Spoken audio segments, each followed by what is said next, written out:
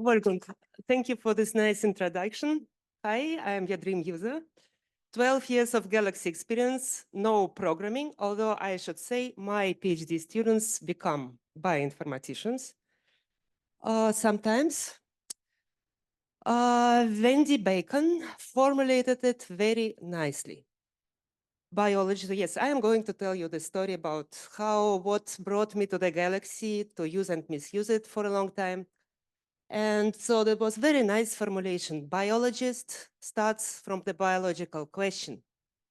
Developmental biologist is a subspecies between in this biologist field. It starts from the model organisms and ask which he likes or she, so which can be plant or animal, and questions can I ask with my model organism, and here we go. My model organism is zebrafish, and what you see there is just a huge yolk and 2 cells on the top. From them, the whole zebrafish is going to develop, and it does it very fast. We're just going to see how it works. The first, so it's like speeded up a little bit, but it's not so quick, but it's quick enough. So it starts development from series of 10 divisions without increase of the volume. Transcription is silent at this time. Transcription starts in the embryo during zygotic genome activation just now, and then it starts to develop. Cell cycle slows down. Cells start to move and differentiate in the process which is called gastrulation, which is going on now on your screens. Then gastrulation is complete. It takes about 10 hours, and you can recognize that fish is actually forming. So there is the head, which is going to be with the eye. Here are the muscles, body axis, tail butt is growing. The yolk is internalized, and the yolk is the food storage, which will feed this fish during the first 5 days of development. Then it will start to hunt. It's a predator. And yes, so actually that's my model organism, and I am interested in the earlier stages of development. Basically, zygotic genome activation, which is like what happens after 3 hours. So why transcription just jump starts? Okay, but there are also other questions to ask as a biologist using this organism. And one of them is just more or less the central question of biology, how the whole organism forms from one cell. And you know the DNA is the same. What is like the code, which genetic code, epigenetic code, which makes one cell to be from this pluripotent cells, which can go anywhere, so become muscle or liver or blood or so on. And actually, we don't know. It was intensively studied in mouse using artificial system of embryonic stem cells from the blastocyst. And what is known that there are 3 transcription factors. There are DNA binding proteins, which like the key in all this process. And their names are PAU5F1, or also known as OCT4, NANOC, and SOX. And they kind of control the huge genetic network there. They're important both for maintaining this pluripotency in the dish and for differentiation. Also unclear how it works. Zebrafish can contribute to this question, as I realized during my postdoc, which was like long ago and finished with a publication in 2010. So where we have shown that, well, you can make a mutant in zebrafish, which looks like in 1 day old like this. No recognizable structures where the fish at 24 hours is like, it's looking like a fish. Yeah? The head, the tail, the belly, and the body axis, and also the brain. It's transparent, you can see it. So, and this mutant is little, of course, because there are no recognizable structures, but what you can do, you can inject RNA of POW5F1 from fish or from mouse to rescue it. So it will make a fish if it's injected by this RNA. What does it tell? It tells that some kind of function is evolutionarily conserved, so that these proteins do the same in the respective organisms. And then we made a microarray, which is like looking at the transcriptomic differences in time between, there was no new generation sequencing at that time. So, and what basically I saw that there are like hundreds of genes which are important for gastrulation, for this first differentiation of germ layers, which go down. And we called them repressors of differentiation. But late genes like those which are necessary for developing of the organs and the tissues artificially and prematurely come up. And just to give you one example, so there is PAX6 marks the gene of the eye. In the wild type, it just comes up only in 10 hours after fertilization, and you can stay for it. It marks the fields where two eyes will be formed. And in the mutant by this POW5F1, it just comes up 2 hours earlier, where it's too early to develop the eyes, right? There we go. So that's a big biological problem. And how to, it was more or less clear how to get around it. So I started my independent research around this time. So we want to understand the genetic control of pluripotency. What we can do? We can use, and obviously these transcription factors, the genes, which are responsible for this, so they just regulate the whole gene networks. What we can do? We can, well, find out where they bind, what do they do with nucleosomes and so on, using new generation sequencing, and then just connected to developmental biology using mutants, but these transcription factors. One of them you have seen, others we created with time. And the bottleneck at this time was the problem was there were no user-friendly analysis tools for these things. I tried to collaborate with bioinformaticians, so we didn't understand each other because we were talking different languages. And actually, to make the story short, how did I came across the galaxy in 2011? So that's, well, I read the paper, this one. And I thought, okay, so, and I was just really looking for it. And I thought, okay, so, and it was kind of a link there. And this link contained very short introductions, which were called Galaxy Quickies, which were just teaching you how to make the files, how to visualize them, how to go to UCSC browser. And I was pretty happy. So after a week or so, and how to make workflows, which is important. And after a week or so, I was quite happy because I could visualize my data. We made ChipSeq. So not me, I was just like the brain tank there, analyzing the data. So ChipSeq for our transcription factors, we could visualize them. So, and so here are the peaks, and what we noticed, so E is enhancer, which is regulatory element in the genome. And we noticed that they often co-localize with the histone modifications or RNA polymerase in the ChipSeq for these things made by others. Okay, I needed a tool, and now pay attention, it starts. So I needed a tool to make just a profile, so I could co-localize it, but just to make statistics. So other than box plots, something like profile, which will take all the peaks, like several thousands of, let's say, POW5F1, and look how they are covered by RNA pol, right? Something which is known as deep tools now, but I was earlier. Anton taught me how to make workflows, and I made mine. So you can see, and I started to work with it.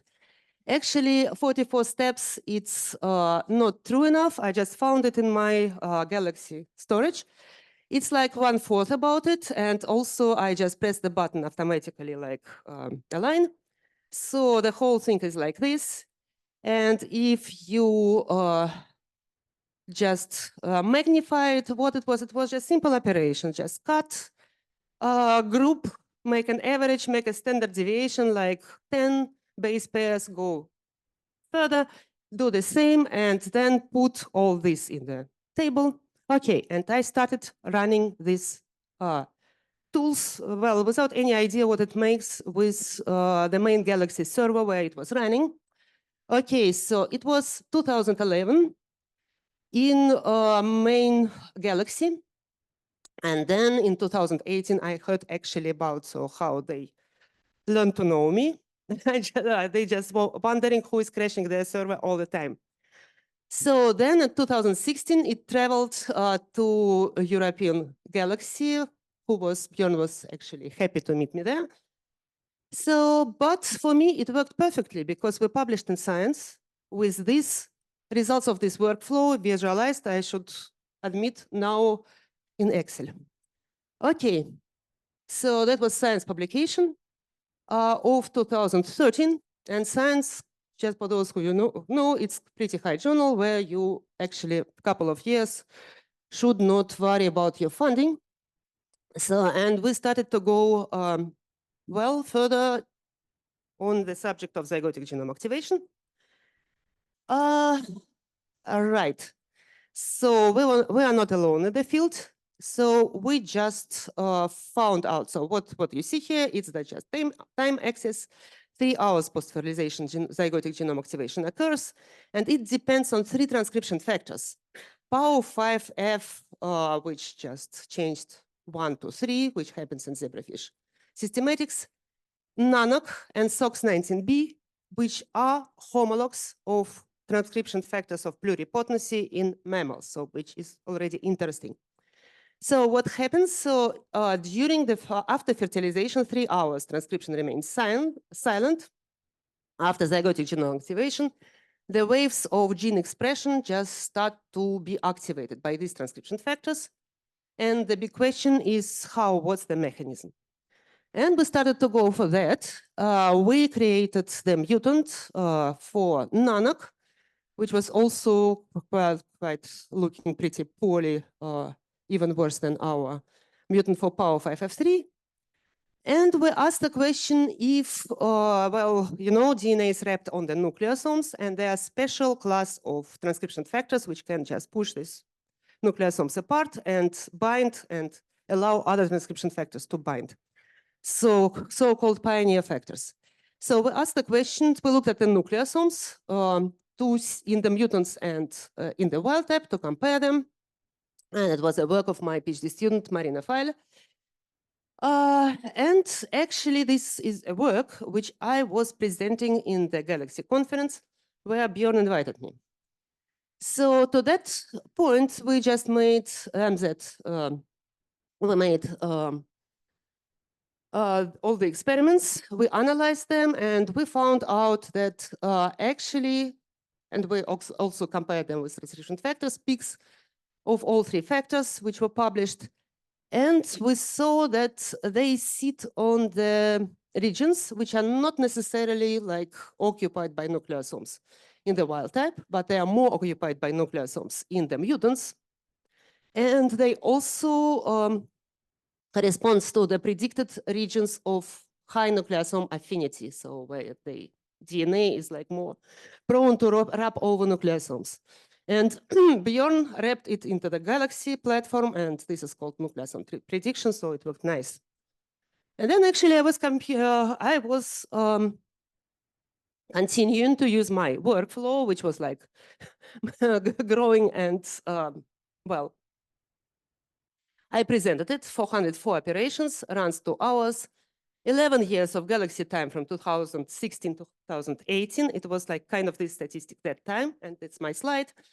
And when I presented that, and actually everyone was so nice, they didn't tell me a word, they just all knew me. So, and feedback was from biologists. Why don't you use deep tools too for the same purpose? Because I was using my workflow, I was happy, but during this time, deep tools, which are doing absolutely the same thing, but which like 1,000 times less trouble, was developed in Freiburg in the collaboration between Björn and Max Planck Institute. Okay, since then, I don't know, but I think I became less poisonous user because my workflow perished. Good. And the publication was done in Galaxy Europe, so we started to use zip tools. And what it has shown, so that's Marina, my first PhD student and the first author in this paper. So which showed that PAU, SOX, and NANOC just displaced nucleosomes and let other transcription factors to bind. Okay, so now we are coming to the second part of my talk. What we are doing now, we're still using Galaxy. So, and where it all stands.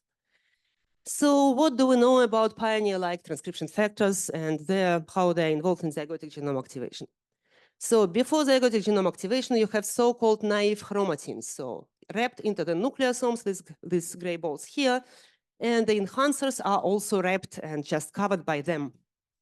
Then after zygotic genome activation, well, the ratio between histones and DNA changes, and this allows pioneer factors to bind DNA on the nucleosomes, which is called pioneer binding. And then they display pioneer activity. How they do, we also don't understand in detail, but they open chromatin. And then all other guys, like things which modify histones, histone acetyl transferase P300, for example, or co-activators, which cannot just bind chromatin by themselves. They just come and bind it, or actually repressors, so which is not shown here. So then enhancer becomes activated, and you know, probably many of you know this mark, and only then, and it's another step, transcription starts. So the enhancers start to communicate with promoter. And this is like process of at least 3 steps and not well characterized so far, and we participated in like just developing the story. And now, so, well, we asked our next question, which is like about these transcription factors, how they work in detail. So there are 3 factors which activate the zygotic genome. So they bind different, well, motifs, meme program in Galaxy. So, and recognition of motifs of PAU and NANOC, they are kind of different, but they have a similar part, which binds homeodomain. This is protein module, which is responsible for this. So, and they are homologs of mammalian pluripotency transcription factors. We ask the question, how do they work together? If they control the same or different enhancers, actually, before this work, everyone in all the organisms thought they are all cooperating, working together, and do the same job. Do they cooperate, or do they act additively, or do they probably compete? And how does the pioneer activity of PAU, SOX, and NANOC relates to transcriptional activation? And we started without Galaxy. We started with our job making mutants and crossing the mutants. So, and first of all, we got null mutants for genome activators for all 3 of them. And so here is a wild type. And here is like where gastrulation starts. They all look similar. But then already in 2 hours, because development is fast, when the cells differentiate, they start to look different. SOX mutant is viable, but a little bit delayed.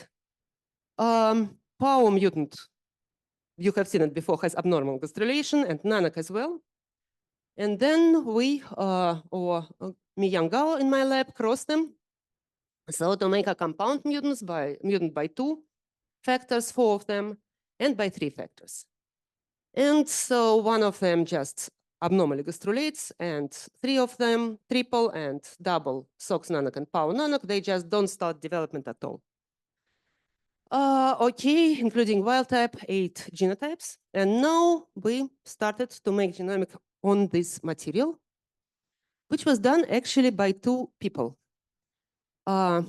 Master student, Eileen, who made genomics, which means attack-seq in all these mutants. And Mi-Yang Gao, sorry, so she's PhD student, of course, so this typo. Transcriptomics, time result RNA-seq in all the mutants in 8 time points. So that was 8 times more samples than for Eileen, and you have just to make the transcription curves of that. The idea behind it was just to get from the ATAC-seq, combining it with the other data, which we had a lot, like binding of the transcription factors, acetylation of histones, and so on, groups of directly bound enhancers, directly bound by PAO, SOX, or NANOC, by regulation of chromatin accessibility, acetylation, and so on, 2 parameters. And from transcriptome, classify the transcriptomic curves by regulation. And this is the part which was actually took years, and I'm not going to talk about it because it was not only Galaxy. Galaxy was standard workflow, but then it was mathematical modeling and so on, because like classification of developmental curves is not so easy. Good. So, but it was independent data analysis of 2 parts, right? So genomics and transcriptomics. And then at the end, we just built independent hypotheses from analysis of this part, and then make cross-validation, which was simple in our case, just chi-square test, if it fits. Good. I'm going to talk about the first part because otherwise it will be too much. So Eileen's work. So she made 36 ATAC-seq experiments, 8 genotypes, 4 replicates each, 2 developmental stages. So during her bachelor, it's half a year. So ATAC-seq experiment basically enriches for open chromatin, which is promoters and enhancers and other active stuff in the genome, which are amplified, sequenced, and then you have your FASTQ files, which all of you know. So also what she did in Galaxy with these 36 FASTQ files, well, not that we used ready-to-go workflows, but we were careful, we were just modifying them a little bit. So she mapped them. She, in a way, like ATAC-seq is mapped. She found the peaks for the wild type from 6 replicates, only those which are fitting together, 130,000. And she normalized all counts, so just to make them comparable with DSEQ2. Okay, and as you know, DSEQ2 just gives straight away the principal component analysis plot. And this for our mutants, and this was straight away very informative because so here what you see is the color code is a little bit exhausting, but this is the wild type, 6 replicates, and this is SOX, the only mutant, single SOX mutant, which is delayed by survives, and they cluster together. And it's kind of very reproducible, very, well, nice result.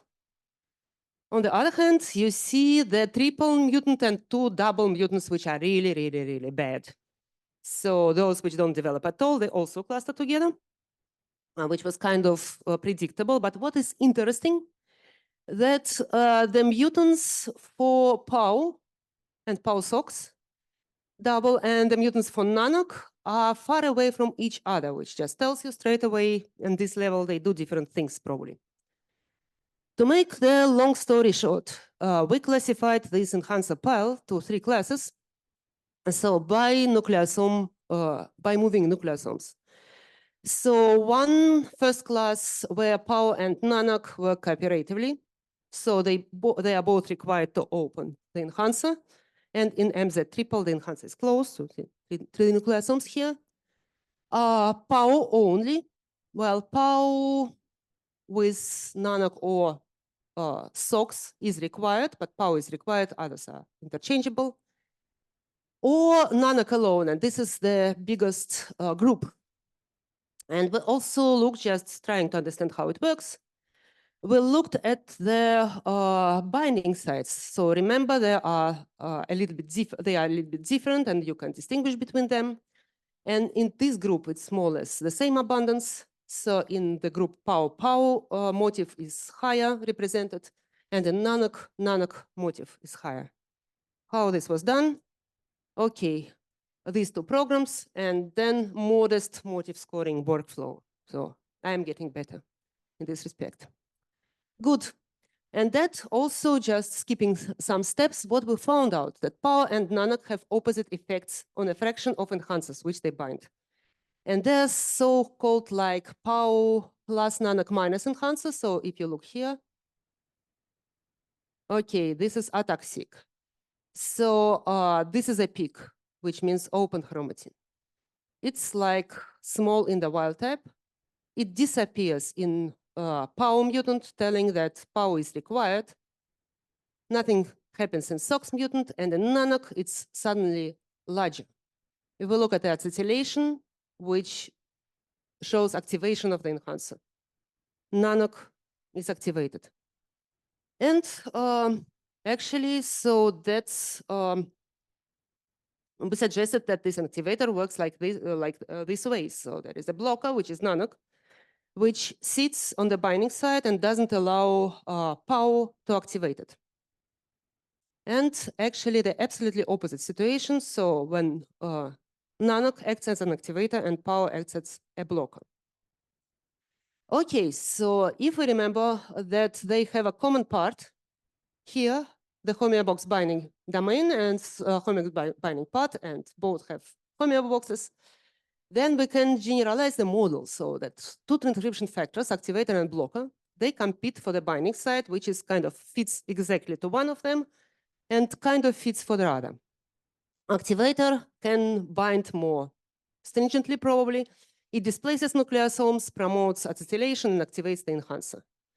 Blocker just blocks all this activity. So in a way, you can compare it with the key and the blank key. So, and enhancer with the door, which has to be unlocked. So, and if you imagine this is activator, this is a perfect key, which unlocks the door, you can open it. And this is a blocker, which is blind key. So something is missing here. You just stick it to the door, and you cannot open it, and you cannot just put there the normal key if you find it. Okay, the first conclusion. So there are synergistic and antagonistic enhancer types, and they can activated by POW, SOX, and NANOC. And the next obvious question was just to compare what about transcription? Is it something which we just to validate it? Do they really regulate transcription in this way? And again, so I'm not talking about the transcriptome analysis, it was exhaustive, but finally it worked. And if you remember the slide from the beginning of my talk with this like eyes, right? So there were some genes which are activated in the POW mutants, and we can visualize them now. So there are zygotic transcripts, which depend on POW, SOX, or NANOC in the triple, they are down in the triple mutant. So if you look at the wild type, so you can just, yellow is high expression and blue is no expression. So there is a group which goes of like 1,000 genes, which are going up in the wild type, and which are not expressed or expressed like they are much reduced in the POW mutant. There is a big group which is not affected, and there is also a smaller group which are coming up in the mutant by POW, but not by NANOC. And when we looked how they are normally expressed in the development, the three groups, down, same, and up, we saw just the same thing as we saw many years ago. So this upregulated group is normally expressed in completely different stages, so like organogenesis, right? And the reverse situation for NANOC. So in the NANOC mutant, there are some genes actually more go down. There is NANOC mutant. There is a group which goes up, and it's also like promoters of differentiation, the genes which are expressed later. Okay, the question is, does NANOC block POW-activated enhancers and transcription of late developmental genes, and the other way around? And we could actually test it now when all this work is done, just by linking enhancers and promoters of these genes by proximity. So we just did it in a primitive way, 50 kilobases, plus minus from the promoter, although I know there are better ways. And looking at the correlations between them. Okay, so that's again POW 5F3. And well, the most difficult to explain in the biologist audience is chi-squared test. So there is like in this axis, let's transcripts, which are down, same, or up. And here are types of enhancers, which are synergistic, power, or nanoc antagonistic. And you see that enhancers which are upregulated in the mutant by PAO5F3, right? So these ones, they are correlating with the genes which are upregulated in the same mutant. So actually, so the genes which are upregulated in the PAO mutant are normally in the wild type suppressed by nanoc, which doesn't allow PAO5F3 to activate them. And the reverse situation, nanoc blocks premature gene activation by PAO5F3 SOX19B. So that's another type of antagonistic enhancers. Okay, so actually I'm pretty much done with the talk.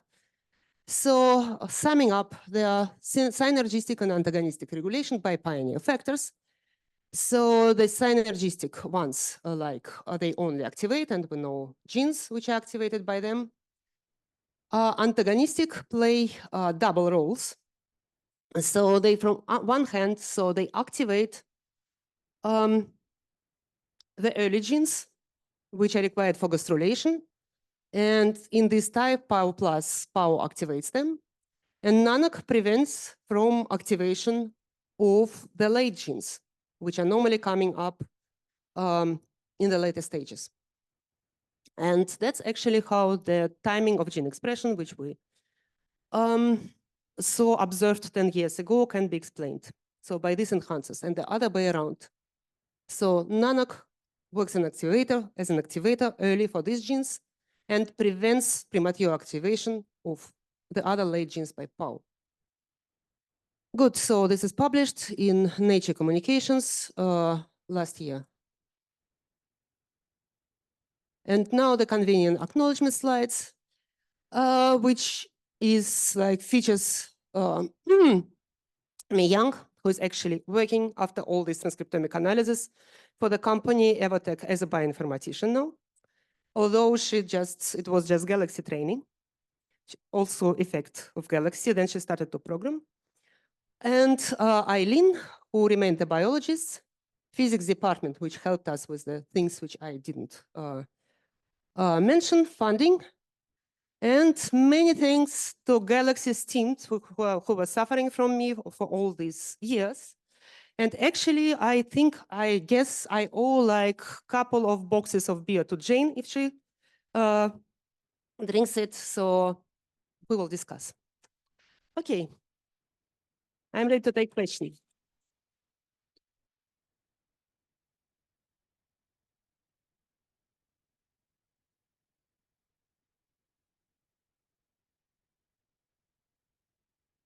Thank you for the talk. I was wondering, because you seem to have this antagonism between these different transcription factors, I was wondering if our PAO socks in nanog, are they preloaded onto the genome prior to this activation of transcription at 3 hours?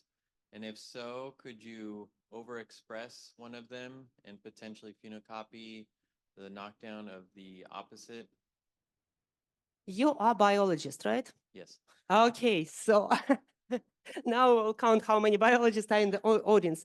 No, we cannot. So that's a great question. We cannot because that's just the minority, this opposite enhancers. That's there are also synergistic enhancers.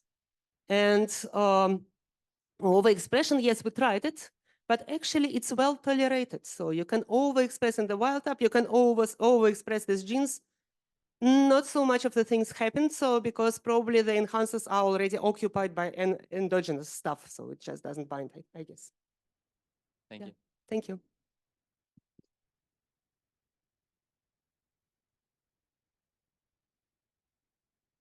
Be another biology kind of question. I'm wondering, you didn't mention methylation, DNA methylation, in your talk here. I wonder, how does that play in? Is that too big a question? We could talk later if it is, but I'm curious if that's something, an aspect you're investigating along this path too. Right. So actually, so you're also a biologist, right? Well, I mean, it's, Well, okay, so you're fuzzy working line with the here, methylation and probably in mice, and you know the stories that in mice, methylation in this in this stage, it just regulates nearly all the genes. No, so this transcription factor, so methylation and demethylation waves, they are different in mammals and in fish. And demethylation happens much later than we are looking at. Actually, it happens at the end of the gastrulation. So then, right, methylation prevents some genes to be expressed. But, and these genes are known, and I looked also in Galaxy in the overlap between the genes which are regulated by methylation and regulated by our transcription factors. So there is no enrichment, no overlap. So they are not, that's completely different system. Interesting, thanks. Yeah.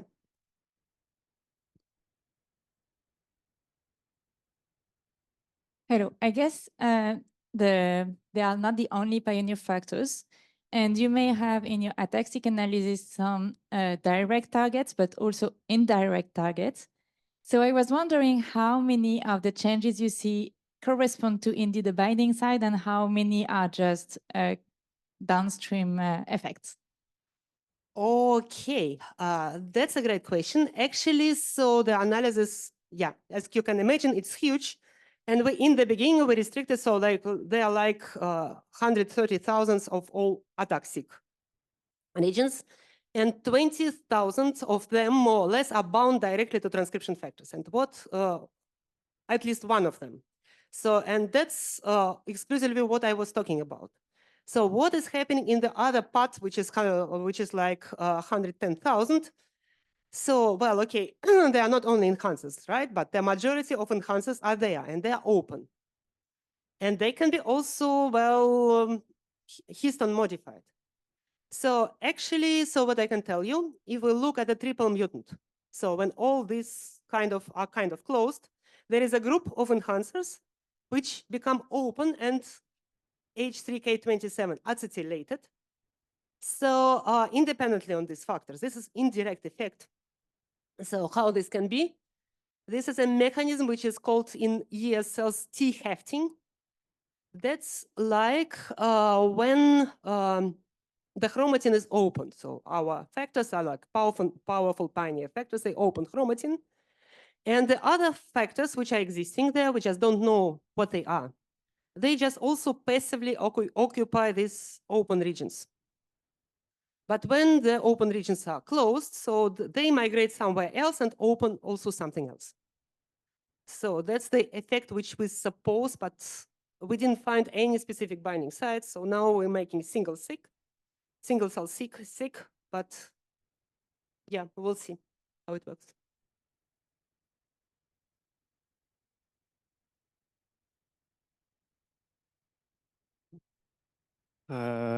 Direct question or follow-up question to that. So there is the methods of combining ATAC with DNA-seq, because with ChIP-seq, obviously it's a bit more expensive. You can only investigate one particular binding protein at a time, so it's a bit expensive. But with DNA-seq, you can actually investigate the whole transcription factor landscape at once, but you don't know which transcription factors these are. But if you combine it with ATAC, you can actually extrapolate it a bit. Have you tried this already? Oh, that's a great question. So what we are trying, so actually for extrapolation, I should say that great thing in Galaxy is, well, actually, I think I am privileged. I can store my data there.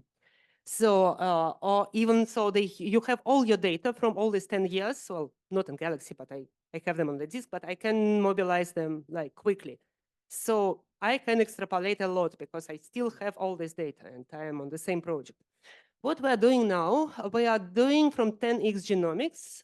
There is like a new kind of relatively new kit, which allows you to look at the transcriptomic and ataxic at the same cell. Does it answer your question? So then we know which of these, and we got the data already. So that's Actually, my PhD student, finally, I just implemented, I hired bioinformatician.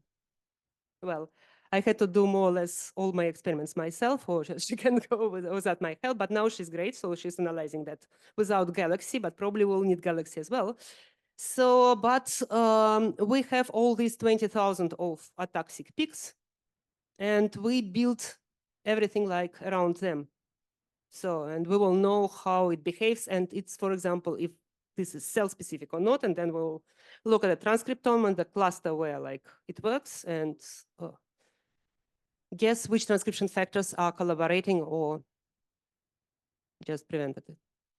Yeah, okay. Yeah, just so there was one paper which not paper, one tool which came out from Stanford, which is the Chrome BP net.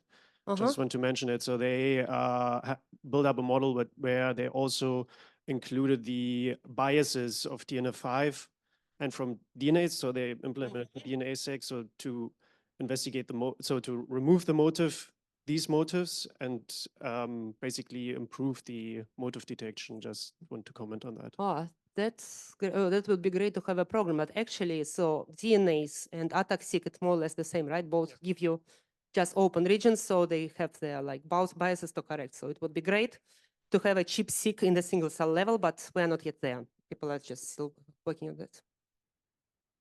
Okay, thank you. Hi.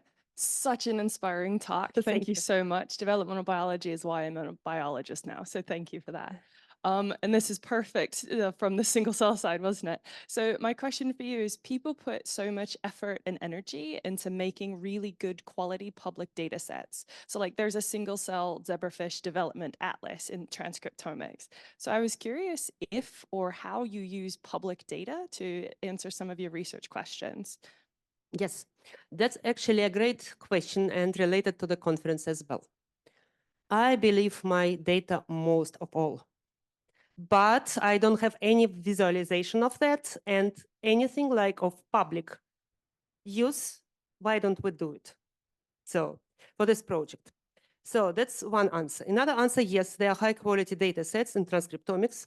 So one of them was paper of the year 2018 in Science. Maybe you have seen this like fish, just nicely organized. And there is a tree. So that was like developmental tree. So how the cells develop and differentiate, which more or less fits what we know already from classical embryology, right? So, but not exactly because they are like axis or the back of the fish. So it's not like ectoderm, mesoderm, endoderm. It's more like back and belly, which split first. So, and this is true. We also see the same in our data, so like clusters. So that's interesting. This one and another one is called Daniel Cell, and it's absolutely user-friendly. This is from postdoc of Alex Scheer, Parallel. So in States, yes, they are. So we are using them. Well, okay, we have to find, we're just going to the single cell data. We have to find a way how to use them, and this will be actually also a good thing for us. Yeah, thank you.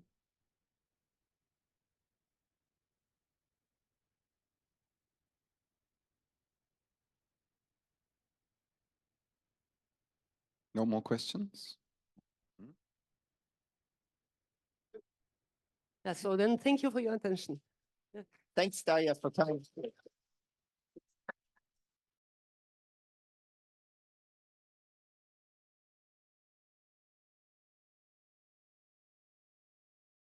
Mutation changes the amino acid sequence of the protein. So we have different options: loss of function, improved function, or no change of protein function. MAVE experiments allow to test all possible amino acid changes in a single experiment. So how it is done? First of all, scientists prepare a library of genetic variants. They insert variant into cultured cells so that every cell present one variant. And then they put them under the tests. So there is a variety of different assays that can be done to observe how this variant affects the protein function. And after that, the data is sequenced, and then bioinformatics analysis should be done. on this sequencing data, and also there should be functional score calculated to measure the effect of variant. And at the end, we have this nice kind of map, which represents the functional score of variant effect. So here you see the small region of the gene, where every column represents the position in the gene, and every row represents every possible amino acid change on this position. And the color scheme indicates the how this variant affects the protein function.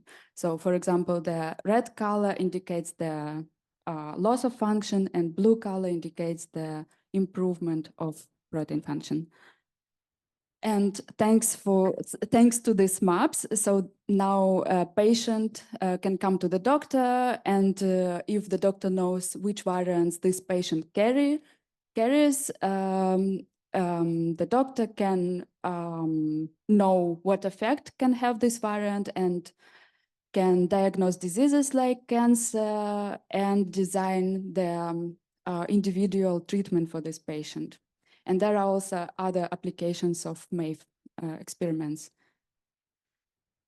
And the MAVE community developed MAVEDB. MAVEDB is the collaborative open source database. This is a central repository of MAVE data. So these maps, these score sets that we have after these MAVE assays, we put into this MAVEDB, which is the central repository, which facilitates data sharing among researchers. And now we have everything in one place. And Galaxy MaveDB project aims to create a user-friendly environment within Galaxy to analyze MAVE data, to integrate bioinformatics analysis pipelines for processing from raw sequencing data to calculating these MAVE scores into Galaxy. And another goal of this project is to empower Galaxy users that like to analyze non-human data with human data. This is the major data in MaveDB is human data. And current accomplishments of this project are listed here. What has been done? We developed the data source in Galaxy that helps to bring MAVE data into Galaxy, send to Galaxy plugin in MaveDB side. The goal of this is also to ensure the transfer of data from MaveDB to Galaxy. And another more application case is improvement of SARS-CoV-2 clinical surveillance that was developed by Wolfgang Meyer in 2021. And we now improved it, adding this MAVE data into this pipeline. And here is a piece of this workflow that is focused on, so the workflow is really huge, and this piece is only focused on this implementation of MAVE data into this analysis. Yeah, let's look at this results of this surveillance that we have a little bit in detail. So this is a heat map that we receive after, as a result of this clinical SARS-CoV-2 surveillance. It represents the allele frequency of each mutation, which is each column represents one mutation, and each row represents different samples. And we can see the frequency of alleles across samples. And they are mapped to the SARS-CoV-2 genome. For example, S stands for spike protein of SARS-CoV-2. And here we enriched this this visualization plot with MAVE data. So we brought a MAVE data from MaveDB, and on the lower part of the plot, we have this two MAVE scores. For example, binding ability of spike protein to bind the human ACE2 protein, and the ability to expression. And it adds some information for us to make some conclusions. Our future plans are to implement MAVE data to influenza surveillance. The reason is that MAVE experiments already have been done for 9 flu genes. 11 publications are available, 4 of them are already in MAVEDB. And this sounds more epidemiologically more interesting than SARS-CoV-2 because seasonal outbreaks, rapid mutation rate of influenza virus, zoonotic potential, ability to spill over into humans. So enriching our pipeline with MAVE data will give us more insights on influenza virus. We know that hundreds of researchers around the world perform these MAVE experiments, and around 11 million variant effect measured already by 2022. And there are some challenges. Biologists perform bioinformatics analysis on their local machines mostly. And tools run separately in different software, which leads to semi-manual process. And they also use different pipelines, depending on assays, depending on data and scores that they want to calculate at the end. And that leads to complexity and potential for inconsistency. So we want to integrate this pipeline into Galaxy so that we can ensure a unified platform for this kind of MAVE data analysis. Thank you. And we will also want to ensure bidirectional data transfer. We want to ensure accessibility, reproducibility of MAVE data analysis. Another my interest of my research is comparative genomics. So we have these two, we have multiple sequence alignment, we have MAVE scores, heat map, and they look kind of similar visually. And we have the intuition that they can have similar dimensionality, and we can have some correlation between MAVE scores and conservation scores. And yeah, another reason is that Galaxy users like to work more with non-humans, and MAVEDB is full of human data.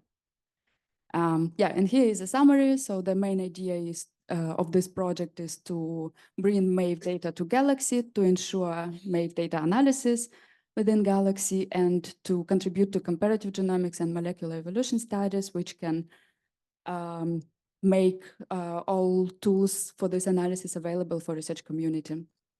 And I want to thank to my lab. So Galaxy Freiburg team is my lab, and Alan Rubin from Wehi, Melbourne, Australia, also many thanks, and all these nice people. I acknowledge, and you can contact me via Matrix, email, GitHub, or reach me out today in person. Thank you for your attention. Yeah. So we've got time for a very quick question if anyone has anything they want to ask. So great talk. Just wanted to ask you, in terms of the broad applicability of MAVE, like, does the MAVE score depend upon the disease that you're studying? Or, I mean, what are the different factors that could determine your MAVE score? So MAVE assays are designed, like the MAVE experiments are designed for different functions. So for example, in terms of viral genome, it's like binding to human protein, or expression, or antibody escape. So in these terms, so you can also match it with diseases.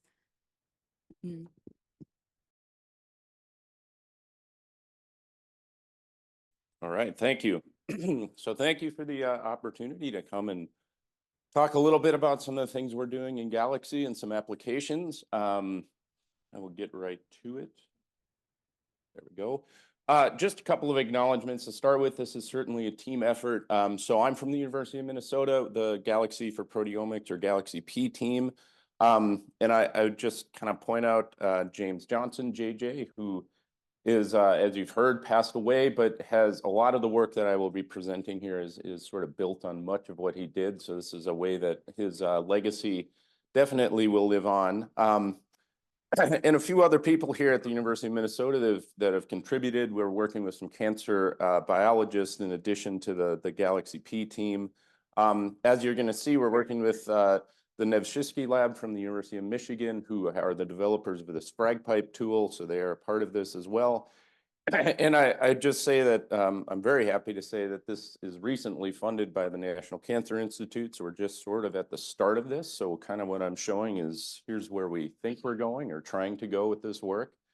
So a little background, just the big picture. So this is a cancer research project that is related to immunotherapy and immuno-oncology. Real quickly, what we're talking about here is the fact that a cancer cell, a tumor cell, has aberrations that get expressed as aberrant non-normal proteins. Those proteins, many times, get recognized in the cell as being these foreign proteins, and then they go through this processing where those proteins get broken down into peptides. Some of those peptides then get loaded onto this major histocompatibility complex, MHC, or in humans called the HLA complex.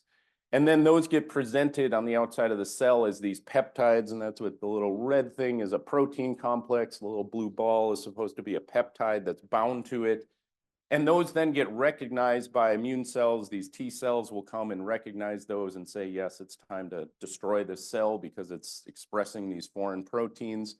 So there's a lot of promise and excitement around this idea that if we can understand this and understand which peptides are being presented, these are sort of biomarkers of that tumor. Potentially, they're very personalized to the exact person that's expressing these peptides.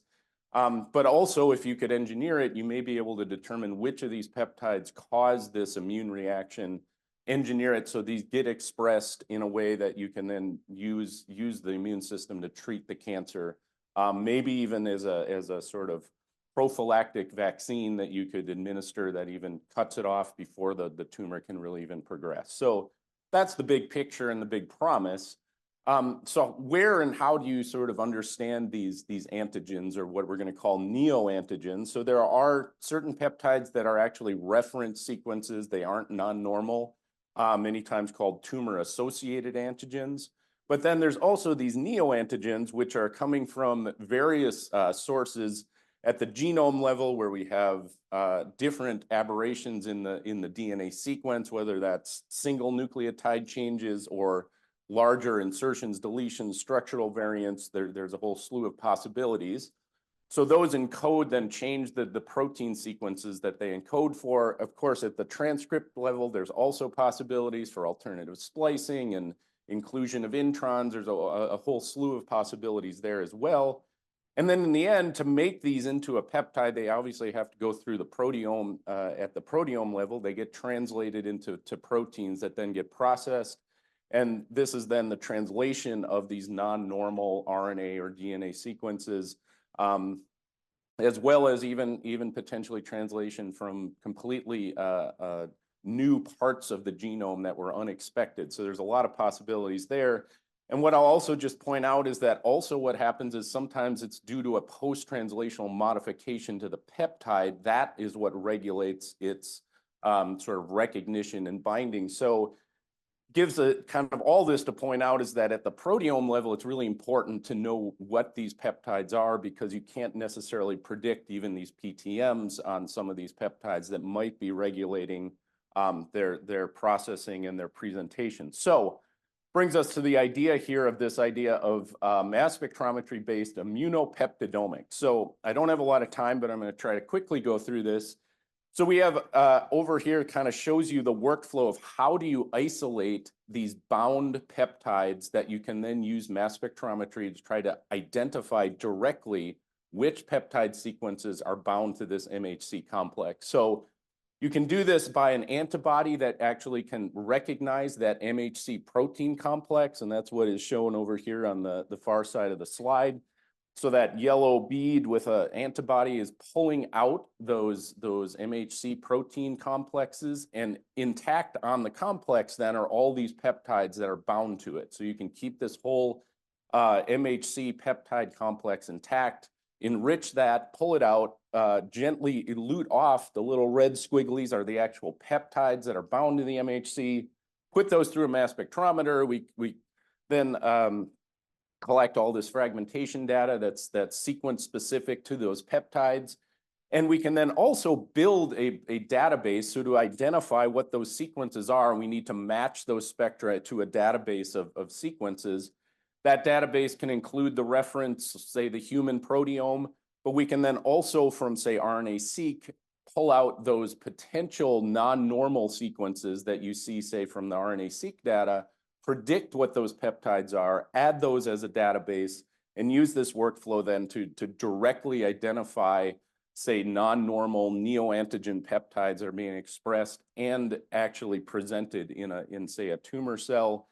The power of this is that it's not just predicting from genomic or transcriptomic data. It is directly telling you, yes, this peptide is present and has been processed and presented on the MHC. So it has a lot of power because it's a direct analysis of the molecules that are really the molecules that you want to go after here. So how do you do this bioinformatically? And that's why we're here talking about this. It's really perfectly suited for Galaxy because there's a whole number of steps, and unlike proteogenomics or proteomics, we're talking about peptidogenomics because we're not looking at full proteins, we're looking at these processed peptides, right?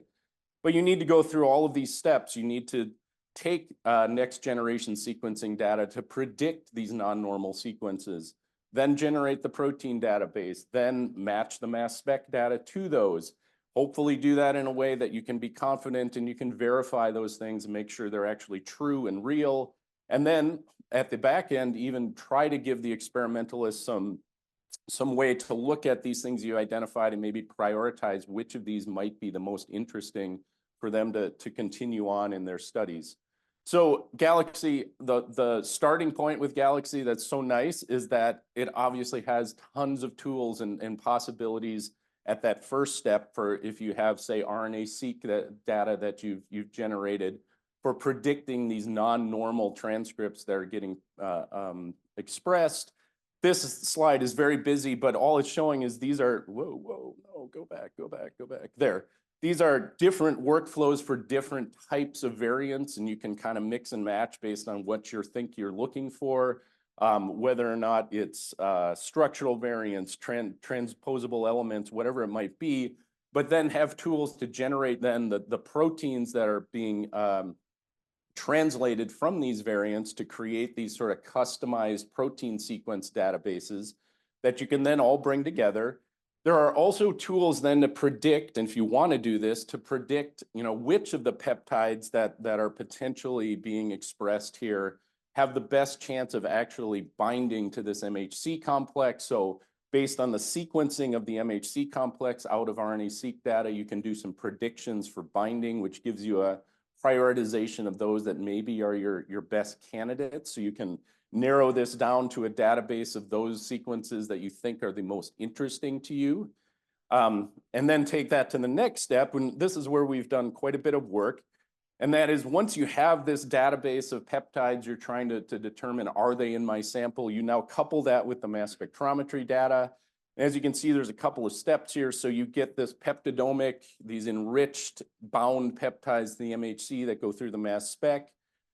We've been using this FragPipe tool, which is a really sort of emerging and becoming a super popular tool within the proteomics community because it is very efficient at this type of an analysis of these small peptides, but has tons of other applications as well.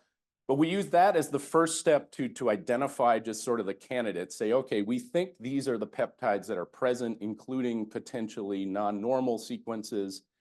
We then take them through a second step, and that's this verification module. There's a pep query tool, which effectively kind of says, okay, if you think you have a non-normal peptide in your sample that you're really interested in, it does a sort of rigorous complementary analysis and a second round of saying, is that really the best match to the spectrum that you think hit to this novel peptide? And in the end, by doing this, we're doing as much caution as we can, and we're getting these verified neoantigens. So just real quickly, this is a little of the performance and why we love FragPipe. So on the far side here is a graph of time it takes to run one of these experiments. FragPipe is really efficient and quick at looking for these non-normally processed peptides. Without going into it, when you don't know what the enzyme is that makes a peptide in a sample like this, it really increases the computational load in the search space you have to follow. FragPipe does a great job at conquering that challenge in terms of just time of analysis. But it also is much more sensitive, and we're comparing this to MaxQuant, which is somewhat of a community standard. So we really like FragPipe as our tool here to do this discovery work. And this is my last slide, just kind of the future. Where we're hoping to go is to put all of these tools and these workflows into Galaxy, but also kind of the next step then is once you get these verified neoantigens that are coming out of these workflows, there's always a question by the researchers. You may present them with, here's a list of possible peptides that we think are present. And they'll say, well, which ones do I need to spend a lot of time and money on to say, do these actually elicit, say, an immune response? Are these good targets for immunotherapy? Those next steps. There are a bunch of tools out there, repositories, and ways to try to prioritize these potentially. So we'd like to kind of hook our outputs into some of those in a programmatic way potentially. And then hopefully hand off, here's your candidates, here's the ones that we think are the most interesting based on all these pieces of information. And then the experimentalists can go back and do some testing and hopefully make some progress. We also will certainly leverage the Galaxy Training Network to get make these workflows and these resources available, because there really isn't anything out there for immunopeptidomics that does this for the general researcher. And hopefully even maybe make sort of a landing page that would sort of direct people to these types of workflows. So that hopefully is all coming. That is the last slide I have, so I'm happy to take any questions if there are any.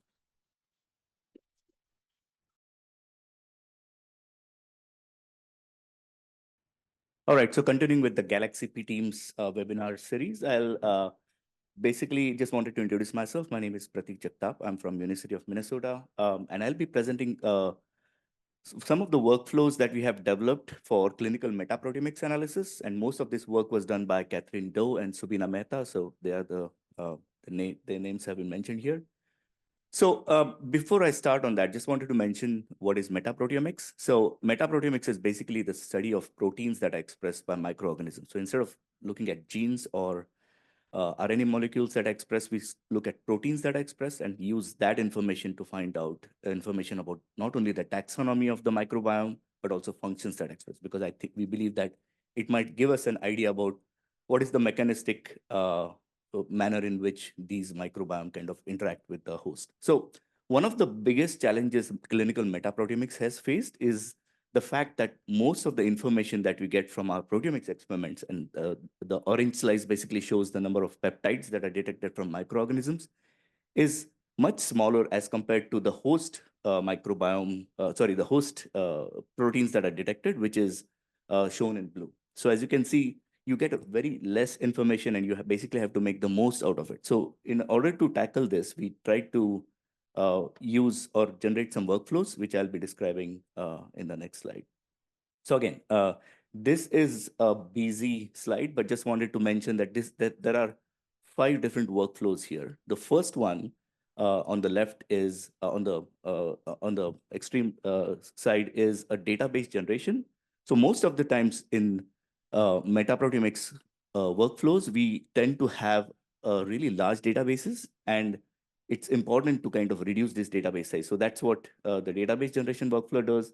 The discovery workflow basically uses multiple search algorithms to detect all the microbial peptides that are present in the sample. And then there is a verification process, much the same way Tim mentioned in the immunopeptidogenomics workflow, wherein we use the peptides that are detected to verify whether these are indeed present in the sample using this tool called PepQuery. And then there is a quantification workflow that we use to quantify these microbial proteins as well as host proteins. And then we use some tools such as MSStats as well as Unipept to perform data interpretation. So I'll kind of go through a little bit into these workflows. So the first one, as I said, and this is a workflow that is part of the Galaxy Training Network and also published manuscript that was accepted last month.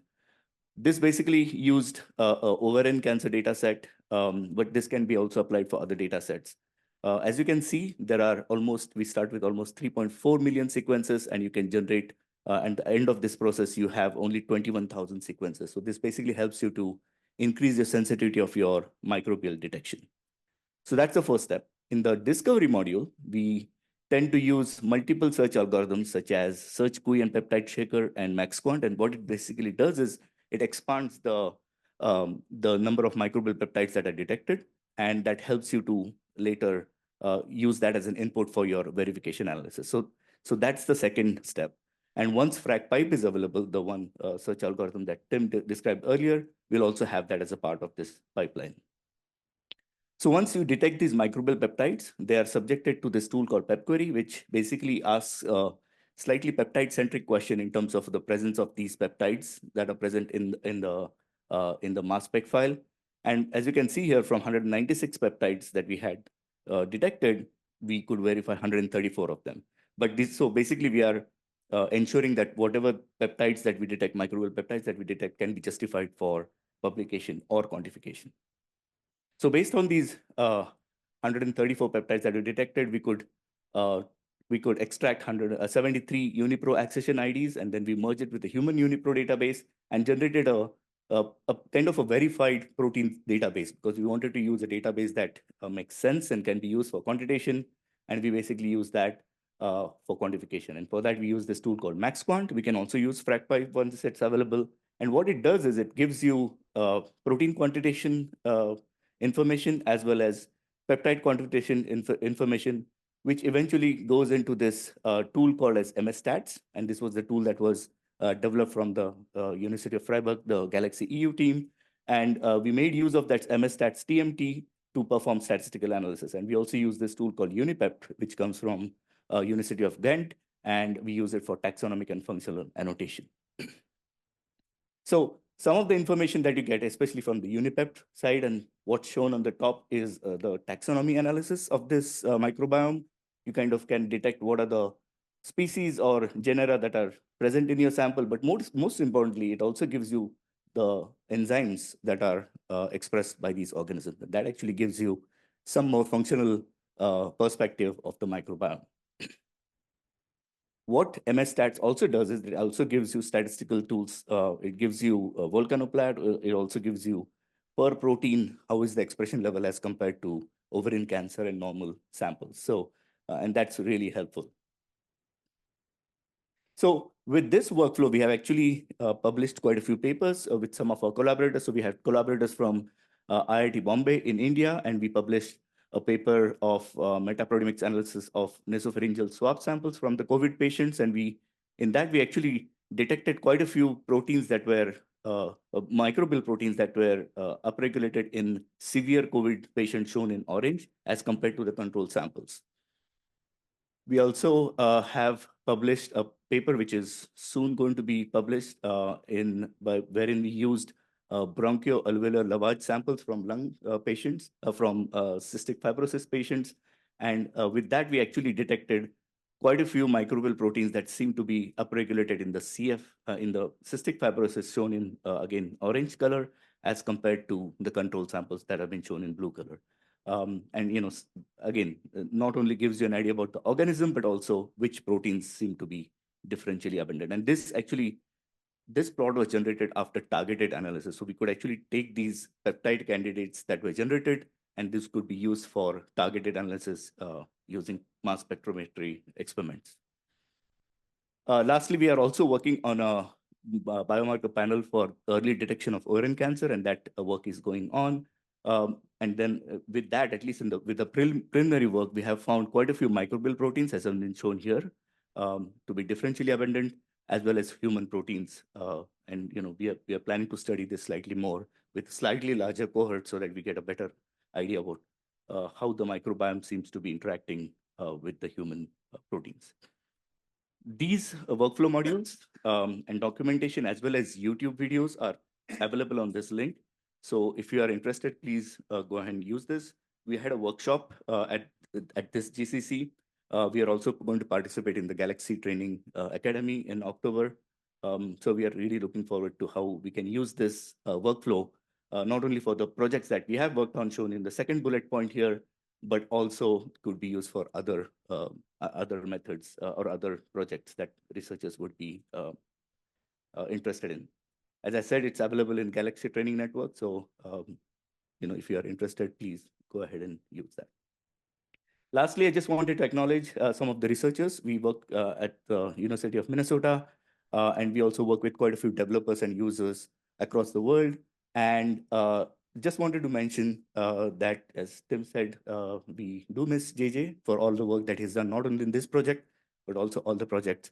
And he was one of the regular members at the Galaxy Community Conference. And yeah, so with that, I'll be happy to take any questions. Thank you.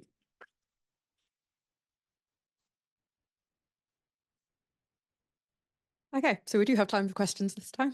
So does anyone have anything to ask? I would like to ask actually, you're kind of focused on like human microbe interactions. Would your pipeline be adaptable to other host species? Yes, you can. I mean, all you need to do is change the proteome that you're using for searching. We haven't tried that yet, but it can be used for other species as well, other infections as well. Cool, thank you. Any other questions?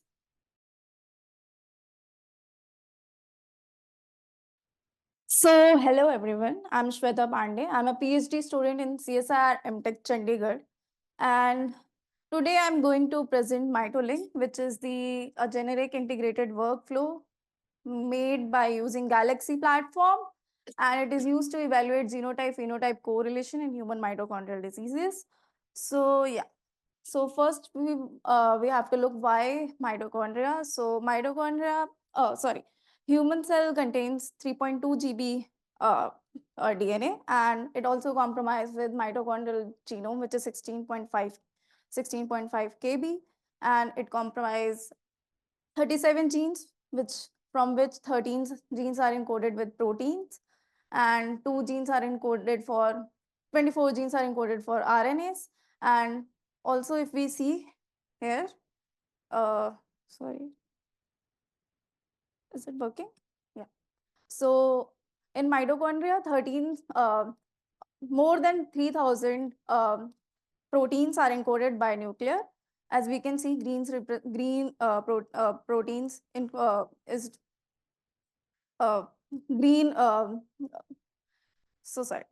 green represent the proteins which are encoded by nuclear DNA. So yeah, so this increase the complexity of, go back.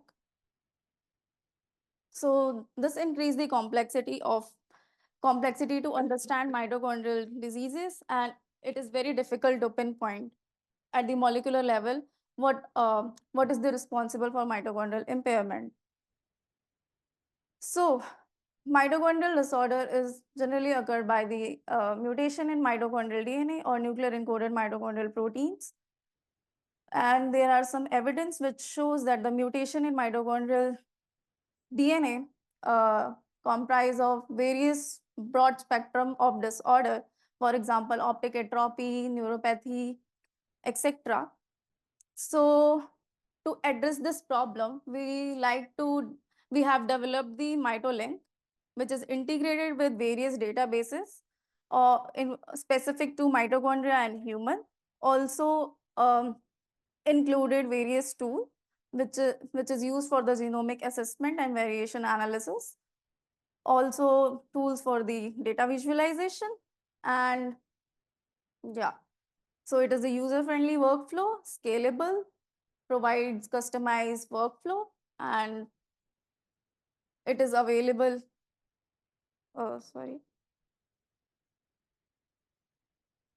It is available in this website. We have our own server. So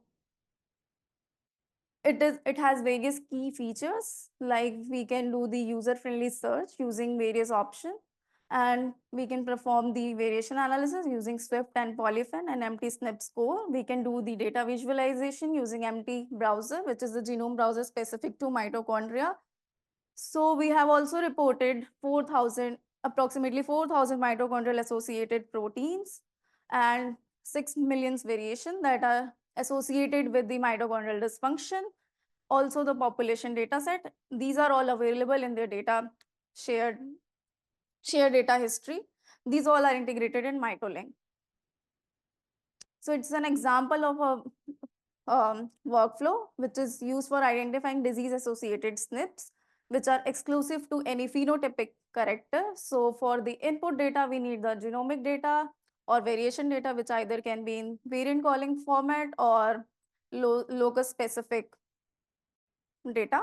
And then we score those SNPs or prioritize them using SWIP, polyphen, and SWIP, polyphen, and empty SNP score, and then we can visualize it.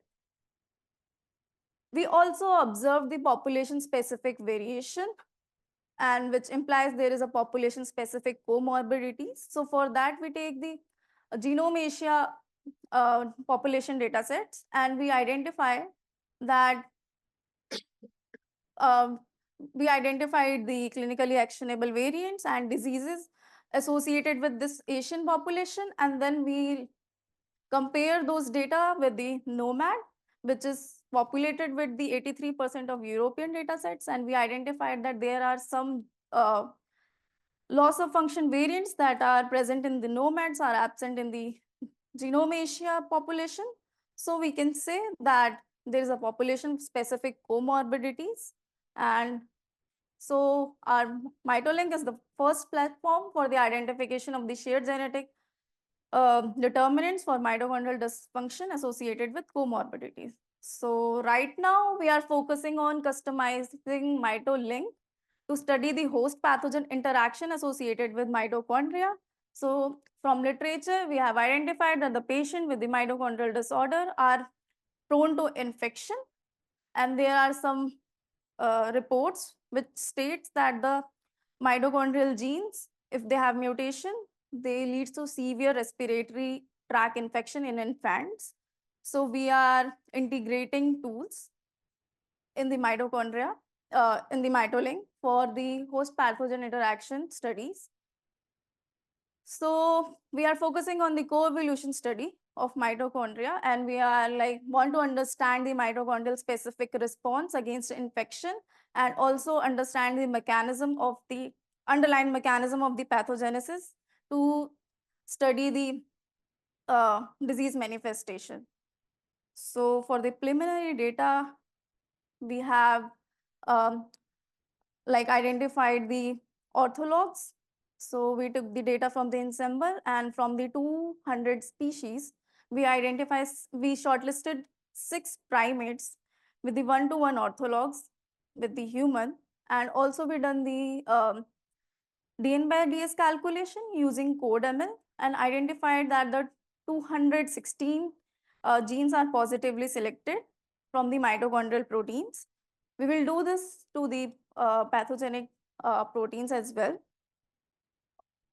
Meanwhile, we also done the network analysis, and we so this is the network of the mitochondrial associated host pathogen interaction and mitochondrial disorder. So green represent the diseases, pink represent the viral and bacterial proteins, blue represent the mitochondrial proteins, and yellow represent the mitochondrial proteins which are reported with the disease causing variants. So it is the subset of the this network. So it's basically mitochondrial dynamic proteins which are involved in infection. So from literature as well, we identified that there is a case study where the 7 patients which are having the optic atrophy, it's a mitochondrial disorder, they later developed HIV and syphilis in their life.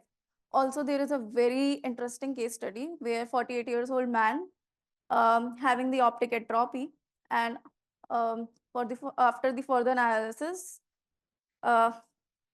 it is found that he is also suffering from the Lyme disease, which is the bacterial infection, and after having the antibiotics, his vision get improved. So yeah, this can be also useful approach for the drug repurposing. So MitoLink version 2 is still under development. We are integrating tools for the coevolution study and for the and doing the network analysis script to study the pathogenesis and evolution driving force. So thank you. I would like to acknowledge GXTX Foundation for travel support and the registration, my PI, Dr. Anshu, and Serve Power for funding this project, and CSIR and ACSI for my institution and administration support, and my family and my friends. Thank you.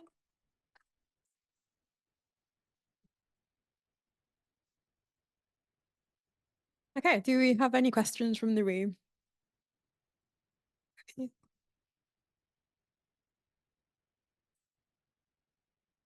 So you have, I just looked at the instances, you have a lot of neat tools there. Are you planning to make them available through usual Galaxy channels, such as IUC? I guess, are you planning to share your tools with the broader Galaxy community? That's the question.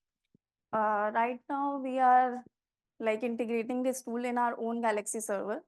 But yeah, in future, we will share it to the Galaxy also. Thank you. Any other questions? So great talk. Just wanted to know about, so it looks like MitoLink has got a lot of data available. So do you work with clinical researchers to find out what they would like to parse out of this data? Is that the plan, or kind of is your lab basically looking into this? Yeah, it's the future plan that we will like use MitoLink in the clinical data as well, but not right now. Thank you. Okay, anything else quick? No? All right, thank you very much.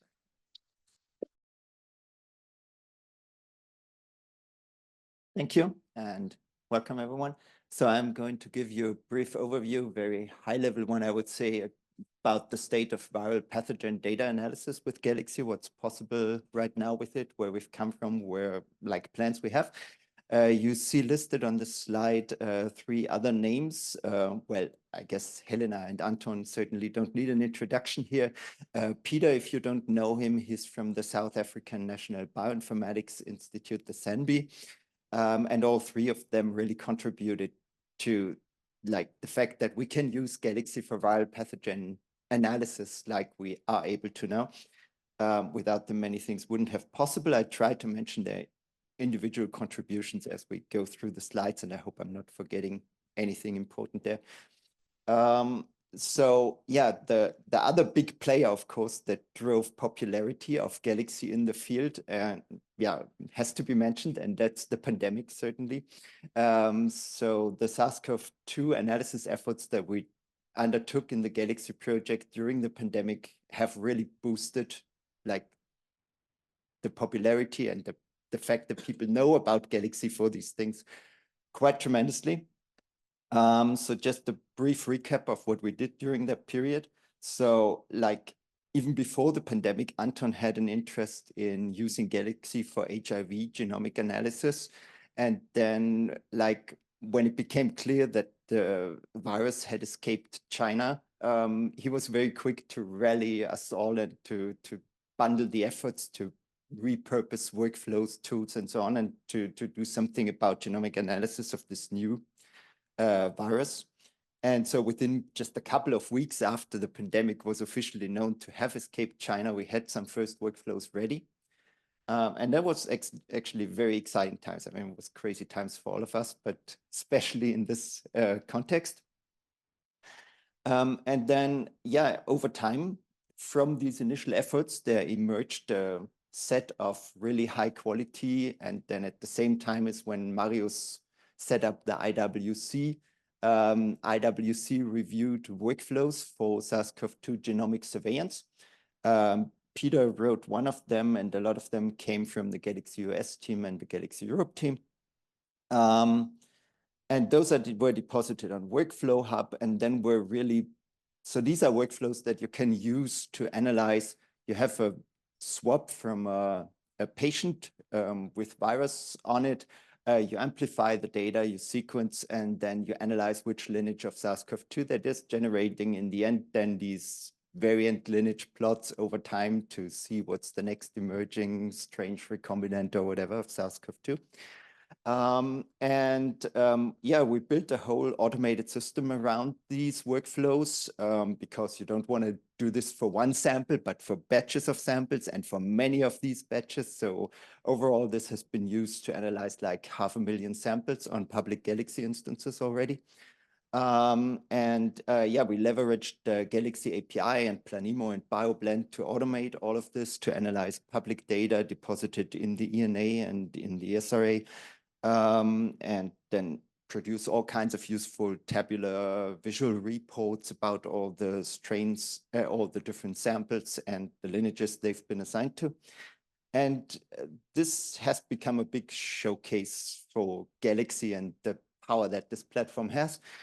So has been promoted at the European level in the EU-funded projects Elixir Converge and By COVID. And within By COVID, we created this showcase as part of the infectious diseases toolkit on like this whole automation system and what it can do.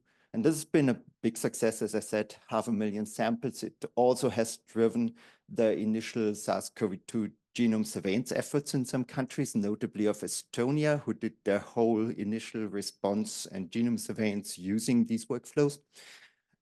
So lots of visibility, as I said. Yeah, and then Peter stepped in and with his like more view in of the public health context that he could bring in, he wrapped Nextclade Pangolin, so these lineage assignment tools that really tell you, okay, if you have that sequence, that looks like, I don't know, variant AY dot something or B whatever, and that's a sublineage of Omicron. So that's what these tools are good for. And yeah, I mentioned this one here because I've been working on Pangolin together with Peter for a really long time, and we are really proud of this tool. So it allows crazy stuff, ultimate reproducibility. So you can like reanalyze old COVID data using old Pangolin data from many years ago or recent ones and see what the differences would be in lineage assignment. So you can ask questions like, if I would reanalyze, if I had found this variant like 2 years ago, what would it have been assigned to, which lineage, and so on. So that's actually quite interesting for like follow-up studies, I would say. So that's why I wanted to mention it here. We also built a lot of training material, tutorials. We promoted what we've built in various workshops, and Helena was very active there to give us like really spotlight exposure in Smorgasbord and so on. But then, yeah, in the end, I mean, SARS-CoV-2 is now kind of established pathogen. We're all used to it. It's not that exciting anymore. You want to go beyond that, and there are many more interesting viruses around.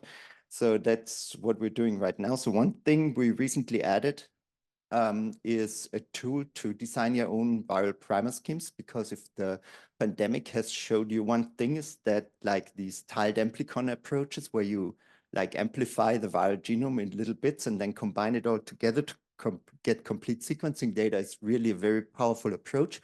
But someone needs to design these primer schemes that can consist of like 100 primer pairs or something. And we now have a tool for that on Galaxy. It's called VAVAMP, was a close collaboration between us and the Freiburg Virology Department. Tutorial is in the makings, not quite ready, unfortunately, for prime time, but probably in the next couple of weeks. Yeah, and it's just a cool tool that I wanted to highlight here. And then we have a number of new collaborations that stem from our popularity in the SARS-CoV-2 world. So we now have workflows for Capripox viruses, for example. Those are important pathogens in the animal health context, infecting goat, sheep, and cattle in South Africa and in Southeast Asia mostly. Those are pox viruses, so those same workflows can actually be repurposed to things like monkeypox also. We present this workflow and the next one actually come from a very interesting collaboration with a network of veterinarian diagnostics laboratories that are supported by the IAEA, the International Atomic Energy Agency. And we are developing those workflows in close collaboration with this network to really have like real world usable workflows that run on real-world data. They have been tested on public lumpy skin disease. So that's one of the capripox viruses data that is available from Cienzano in Belgium. And we also did a workshop in Bangladesh last year where we tested this on freshly obtained isolates. Yeah, and the same or kind of the same workflow we have for avian influenza, which is of course potentially the next big thing. So we're getting ready for that. Though, I mean, nobody really wants to see them widely deployed, these workflows. I hope not, but you never know.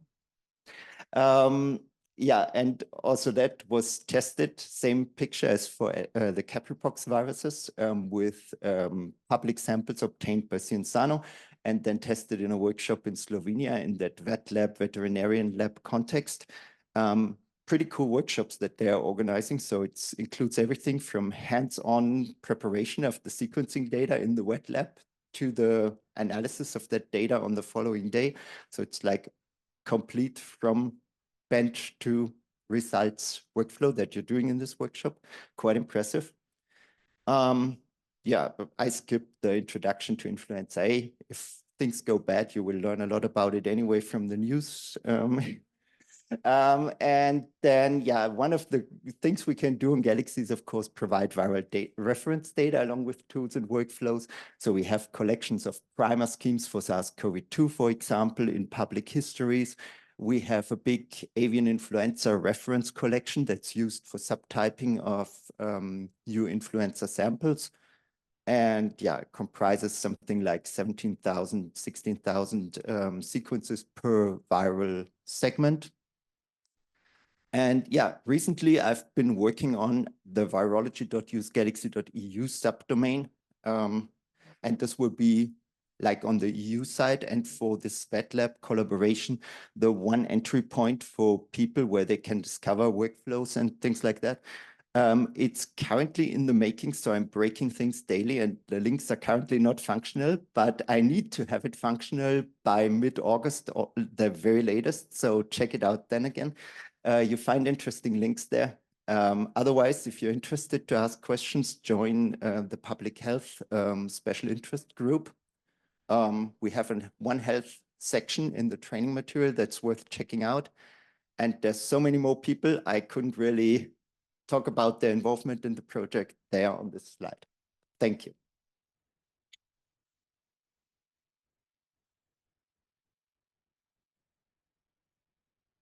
Right, do we have any questions for Wolfgang? While you're thinking, you're obviously focused on viral pathogens. Do you know if there's any plans to do kind of similar things for like bacterial pathogens on Galaxy? Yeah, actually that vet lab network I was mentioning several times, they also are interested in bacterial pathogens. So Salmonella, Brucella is one of the first things we have to take care of. That's work that has just been started. So there are no functional workflows yet, but we have interesting connections to experts in the field. And this is going to come over the next couple of months, I would say. Thank you. Any other quick questions? I guess the database for the new virus classifier is changing all the time. Do you have an automation to get the database that is updated on this subdomain? Yeah, yes, I mean, we have scripts to generate this from NIH virology data to just select like high quality, full length sequences and so on and filter for duplicates. So we're planning to update this regularly. That's of course for avian influenza. Yes, that's very crucial. We're aware of that.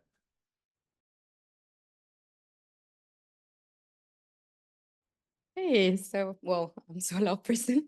Good morning, everyone. I'm Inginos, a PhD student from the University of Freiburg, Germany, and Galaxy team, of course. And today I'm nervous and excited to present you Pathology Fair, one of my PhD research projects on behalf of my cool and super supervisors whom are here today, and our collaborator Anna from Switzerland.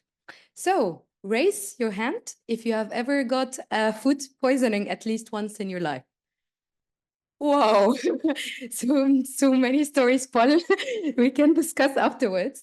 So pathogens, especially food pathogens, are microbes that may present in our daily consumed food, cause serious illnesses. Example of these microbes are some of the nicely photographed bacteria here, or graphically drawn, and some viruses, some parasites, and fungi. They affect around 600 million people a year, causing illnesses and unfortunately sometimes death. So, during an investigation of a foodborne outbreak, microbial analysis is done for food trucks and factories, trying to identify the responsible pathogen for the contamination and track the contamination process. So they track where the contamination is coming from. There are some traditional methods available like PCR and whole genome sequences, but these require either to know the pathogen, prior knowledge of the pathogens themselves, or are limited to a specific part of the DNA, so very limited, or require prior isolation of the pathogen, which is time consuming and also limited. So in order to know what are there, so what are originally there in your sample, so to know the pathogen, you need something like shotgun metagenomic sequences. So it's basically analyzing all the material that can be in the, or the genomic material that are in the sample, knowing and identifying unknown and known pathogens, not only the known ones, and tracking their presence and also knowing some functions about them, how they interact together. So basically, you know what is there in the sample and what are they doing. Combined with nanopore sequencing, this ensures a real-time and long-read data and an accurate pathogen identification, which is crucial and it's very needed in prompt responses when there is a crisis or there is a foodborne outbreak. So there are some pathogen detection pipelines available, but they are either not free or they are not openly available, or they require very high computational experience in order to dig deep and see what they are doing, what are the tools inside, how to run them. So example of them like OneCodex, which is not free, Sorby and Sunbeam, which has no web server that we really need to see what they are doing in order to run such workflows. So here comes PathogyFair, a very cool and awesome workflow, which is Galaxy-based, and we identify agnostically what are the pathogens that are in the sample. In any sample, does not have to be food sample. And we use some Galaxy very cool features to do other analysis and visualizations. So let me show you how. So the PathogyFair consists of 5 workflows, 3 of which can run totally in parallel, and each one of the workflow has a complete task on its own. So users can just choose between these 5 or run them all. The first workflow is pre-processing, where we take a collection of samples and we do quality controlling, trimming, so reads retaining, and most importantly, host filtering removal. So we are not interested in human sequences, for example, chicken, cow sequences. We keep only the sequences that we don't know, so the quality filter sequences, and we take the output to 3 different workflows. The first one, taxonomy profiling. From its name, we do taxonomy profiling. So we assign all the microbial communities that we found into taxes, and we know their abundances. And from here, you have an idea what your microbial community is. So what might be and might not be a pathogen. Then the second parallel workflow, and the third one is the gene-based pathogen identification, where we have identified the virulence factor genes. So here in this workflow, we really identify the pathogens by identifying the virulence factor genes and the antimicrobial resistant genes, and a lot of other details about them after we do an assembly step. And last but not least, the fourth workflow, allele-based pathogen identification. In this workflow, we identify the complex variants and SMPs after we do a mapping step. And we do a mapping to a reference genome of a pathogen that we are doubting, which we have an idea about from the primary taxonomy assignation that we did in the host filtering removal step in the pre-processing.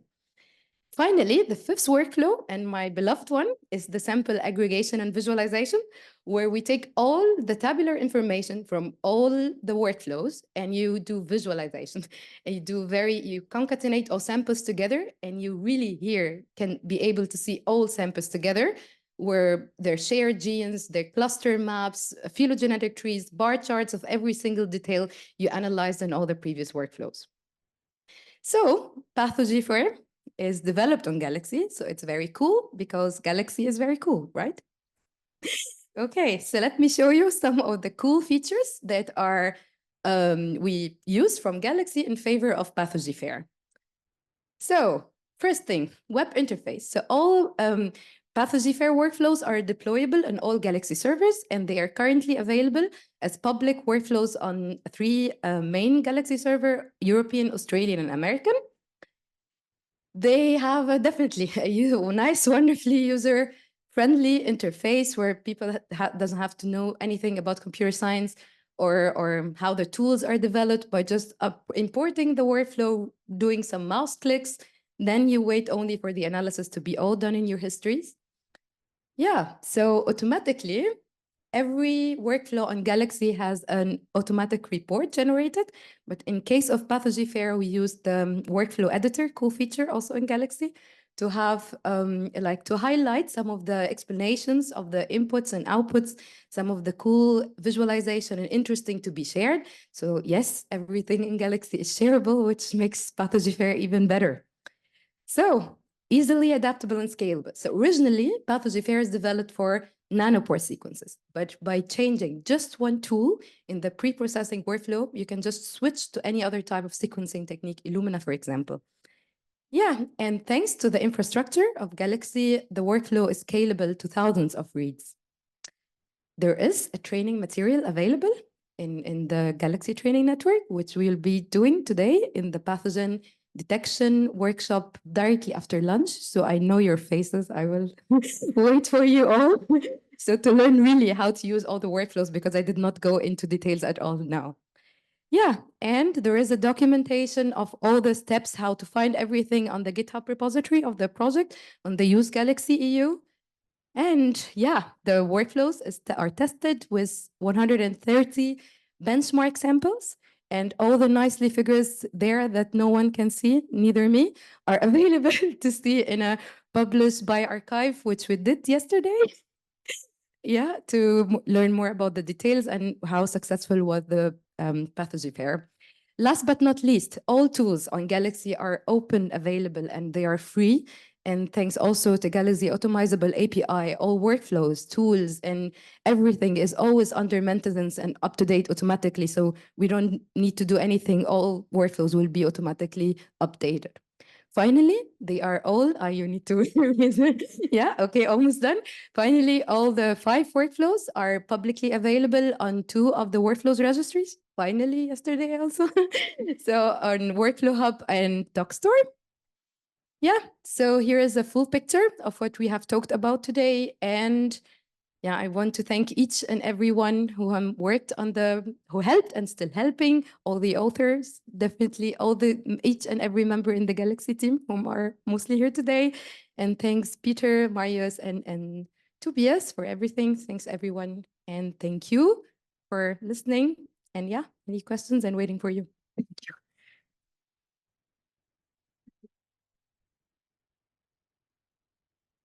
All right, does anyone have any questions? Hi, really good, really cool stuff. We did a very similar things I come from an agriculture background, and we did pretty similar things like that.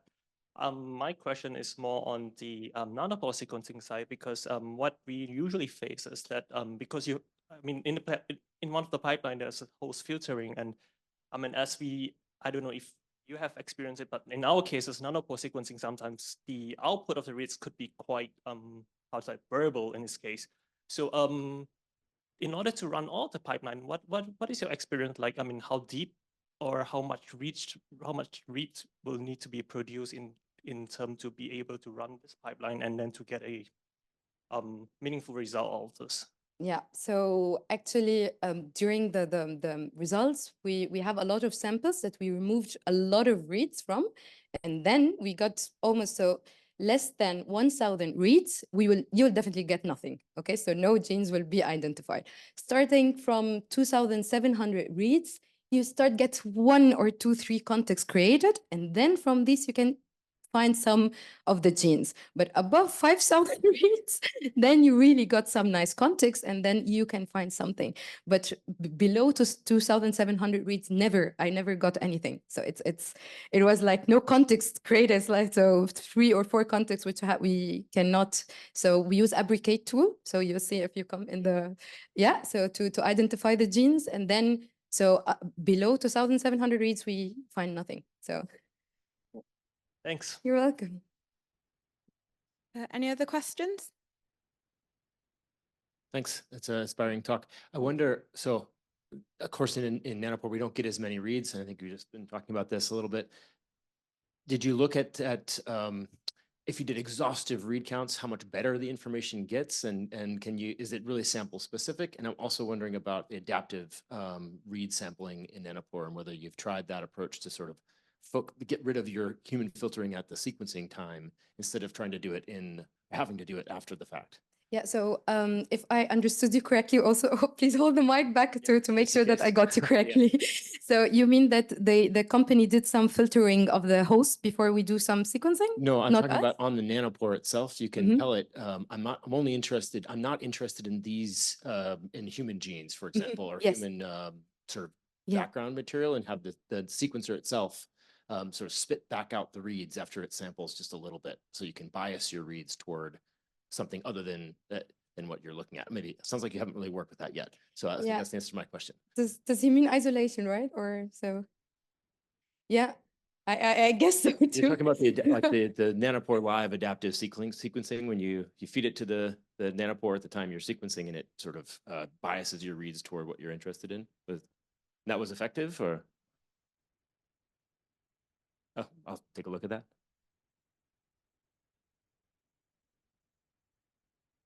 Okay. So the sampling, it wasn't very effective for your use case because it was not precise enough. You were filtering away the things you're interested in. Could be. Okay. Thanks. Thank you. Yes, thank you so much for the invitation to this wonderful conference.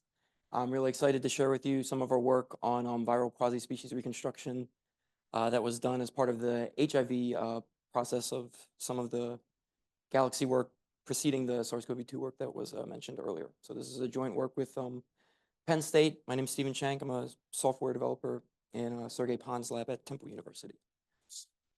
So just to motivate the problem, what is quasi-species reconstruction? The idea is that bulk sequencing can reveal diverse populations of an individual species like HIV and how it's adapting to drugs or how it's escaping the immune system.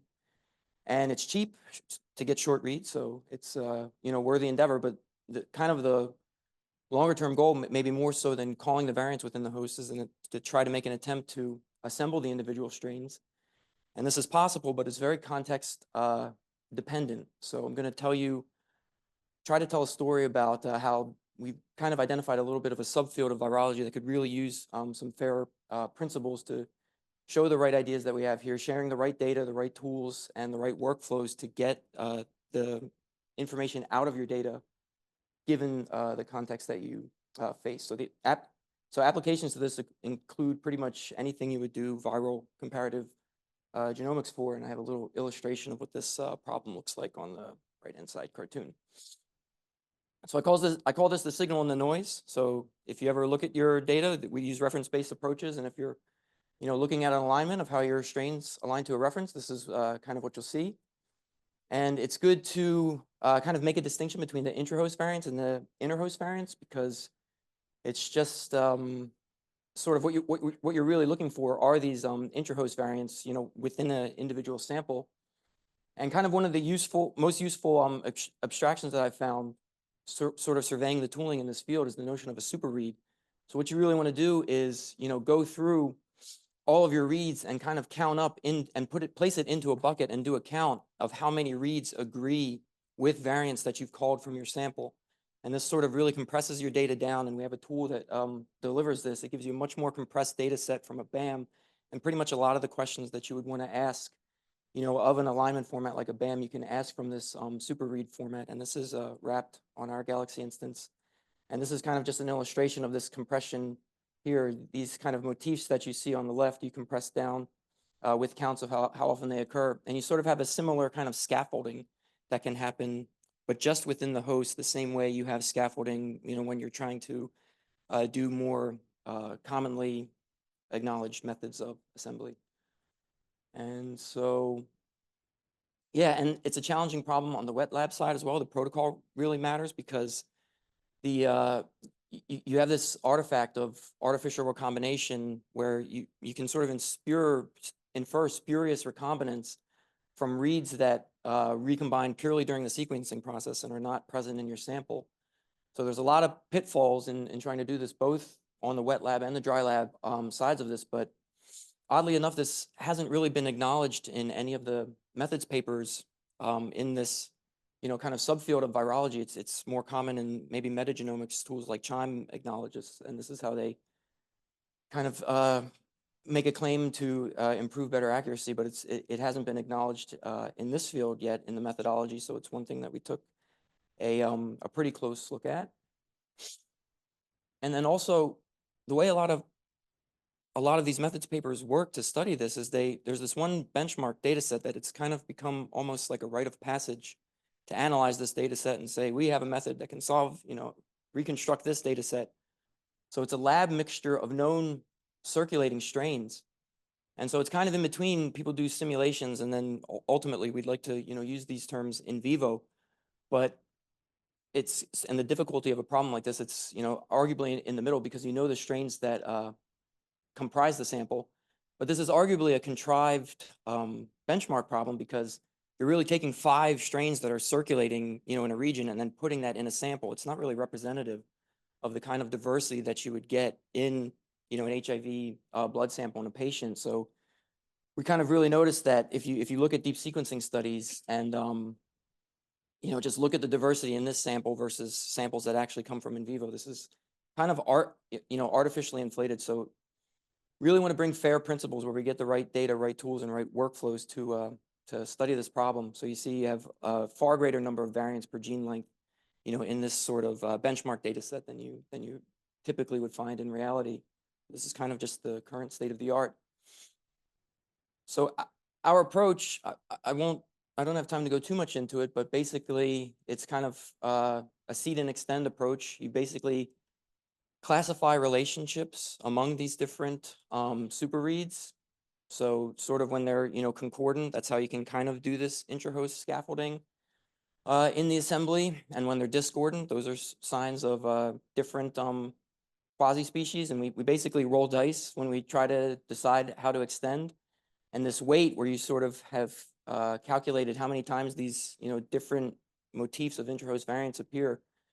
If you can control the artificial recombination in your sequencing protocol, you'll just kind of be less likely to include one of those chimeric artificially recombinant reads in your seed and extend. And then we have a threshold basically to account for this and sort of filter out the spurious recombinants. But again, it comes with knowledge of trying to have some guess, because we've seen data sets where as high as 1/3 of the reads can be artificially recombined. So you really need to control it on the protocol side, and a data set like that would almost be would have no utility for discussing things like recombination. Really only calling variants would be possible.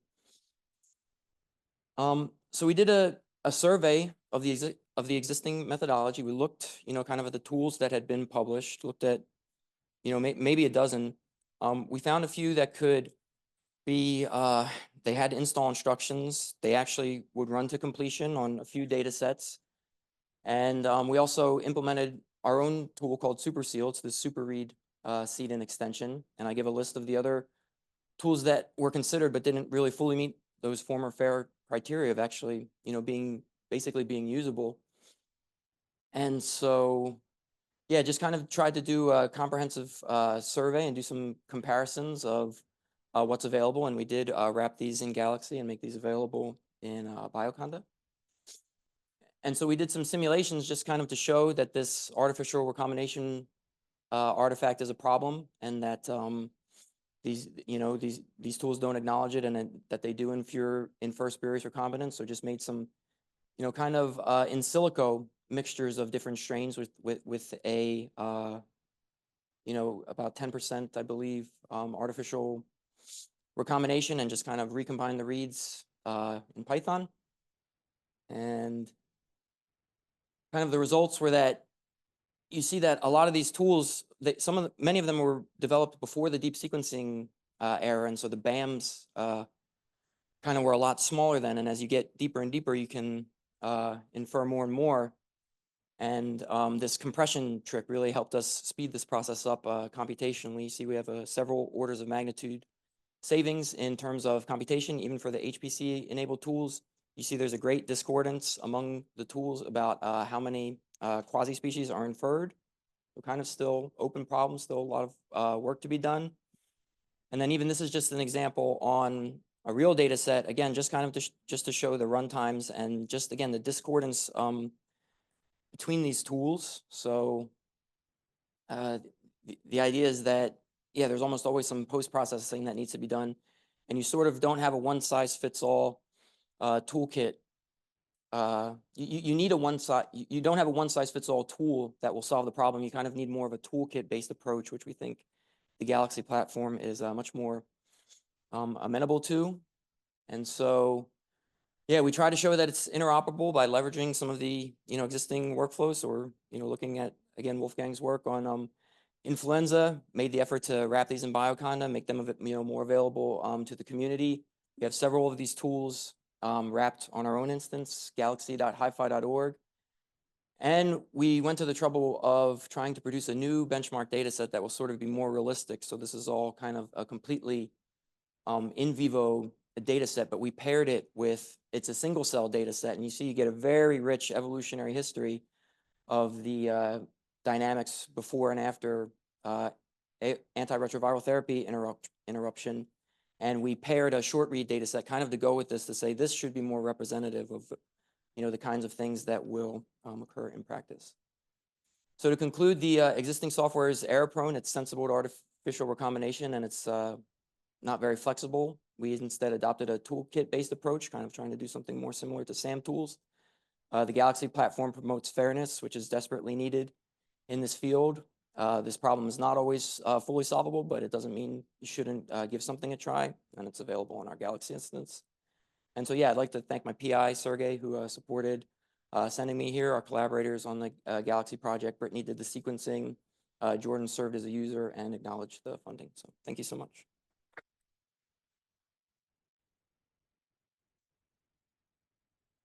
Any questions? Here you go. Take this one.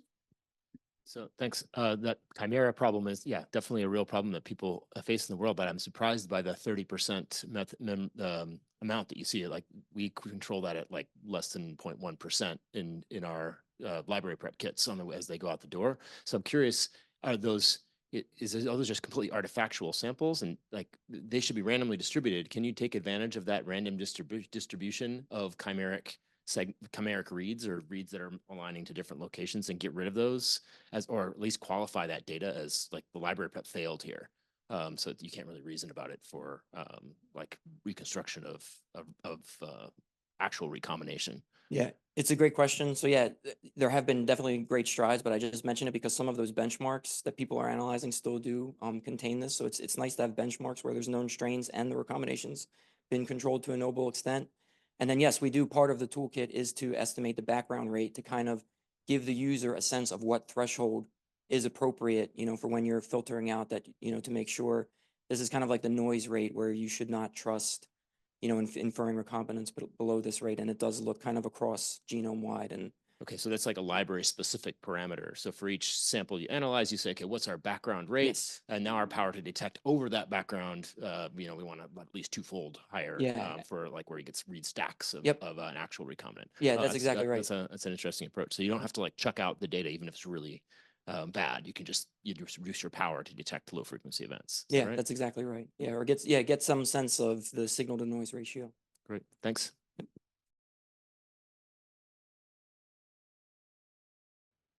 So my name is Lucille Delille, and I'm postdoc in Denis Duboul Lab in EPFL in Switzerland.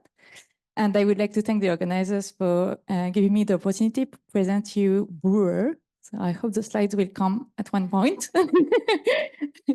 Yeah, So Brewer is a workflow that I designed, and this is to improve your gene annotation. Oops. So first of all, I don't know how many of you are familiar with gene annotations, but just a quick reminder, if you have a new genome assembly, you need to know where the genes are. And the gene annotation will tell you where the exons are, or they are combined together to make transcripts, and finally, how transcripts are combined to make genes. I show you here an example on TBXT gene on the marmoset genome. You can see that there is a single transcript, and the blocks correspond to exons. On top, I show you the coverage for the RNA-seq, and you can see that the coverage matches pretty well the annotation. So we have coverage on the exons. However, if you carefully look on the left of the screen, you can see that the annotation stops just before the coverage. So probably the annotation is too short. When you do bulk RNA-seq, it's not a big issue. You have enough coverage on the exon, so you can perfectly quantify your gene, and you do your quantification, your differential gene annotation. However, if you decide to do single-cell RNA-seq with 10x, for example, which is 3' end method, you can see that the coverage goes after the annotation. So you miss the quantification of this gene into your single-cell analysis. This is why I developed Brewer.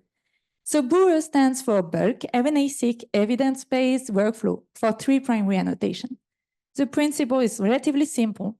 You get a bulk RNA-seq, you do de novo gene annotation, and then you use the R package that I wrote especially for this that will combine the information from the basal gene annotation and the de novo gene annotation. And this will extend your genes, but this extension will be based on evidence. If we go back to our example of TBXT, we can see that Brewer was successfully able to extend the annotation, and now the single-cell signal fall into the gene. How does it translate when you do your single-cell analysis? When you do a regular single-cell analysis, each dot is representing a cell, and you can project all your cells into 2 dimensions that we call UMAP. On the left, I clustered the cells and colored with the cell type. And on the right, I will color each cell by the level of detection of the genes TBXT. First, if you use a regular GTF, RefSeq.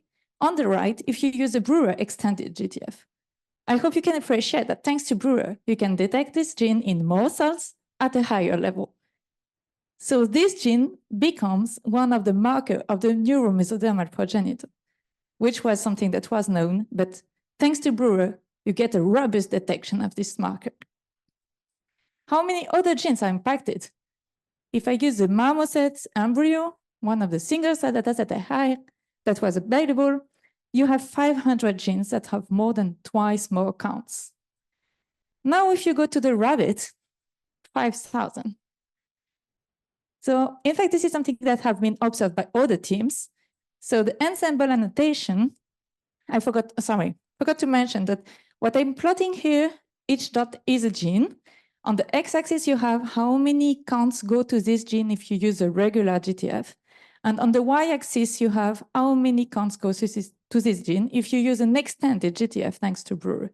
And so everything that is above the diagonal has been improved thanks to the extension. So as I was saying, the rabbit datasets, we have a good improvement thanks to Brewer, but this is something that was already known. In fact, Mayonnaise lab that published the gastrulation atlas for single cell on rabbit decided to extend the annotation of 600 base pair because he realized that there were so many reads that were falling just after the annotation that he decided to extend by 600 base pair. So if we go back now to a single cell point of view, for a single cell, how many reads do you have? Or how many genes do you detect? You can compare for the different GTF that I have the gene annotation files. If I take the ensemble, if I take the one that has extended 600 base pair, or if I take the one that have been improved by Brewer, you can see that all the numbers are growing, and Brewer can really efficiently get more detection of genes. Why Brewer is so efficient? First of all, Brewer can extend different transcripts for a single gene. I show you here an example of NRP2, NRP2 has two different places where the transcripts can end, so two different 3' UTR. And while the extension of 600 base pair was only used for the final of the gene, Brewer can extend both different 3' ends. And this extension has no size limit. As soon as the de novo gene annotation extended, we propagate it to the gene annotation. So it can extend up to 5 kb or 10 kb. Additionally, Brewer can also add new exons. So this is what happened in this NIDJ1 gene. And this way we could recover the expression on single cell. So finally, you need to keep in mind that thanks to Brewer, you can get more detection of genes into your single cell. So here I show you two examples, CDH1, CDH2. They are very well-known genes, encoding for E-cadherin and cadherin. Despite the fact that they are super well-known, the agitation was too short. So thanks to Brewer, you can get much more signal into your single cell, and these become very reliable markers. Even in the mouse, we could find some misannotated markers. Here I show you mesogenin 1. It's a marker for posterior presomatic mesoderm. Without the extension, you have nearly no detection. With the extension, it becomes the first marker of this cell type. So now how can you use Brewer? Brewer is available in Galaxy. It has been accepted by the Intergalactic Workflow Commission, so it's available on Dockstore, it's available on Workflow Hub. And if you prefer command lines, I put all the bash scripts for Slum Scheduler using Singularity on my GitHub. So finally, what do you need? You just need bulk RNA-seq, full length. You have 3 parameters to set and a basal gene annotation file. Then you run Brewer and you get a new gene annotation file with an extension. I would like to thank my PI, Denis Duboul on the right, who allowed me to do so much Galaxy. And I would like to thank Alexandre Méran, who showed me the issue with the 3' end shortening. And Pierre Ostay, who showed me the dataset with the rabbit, where Brewer is definitely needed. Thank you for your attention.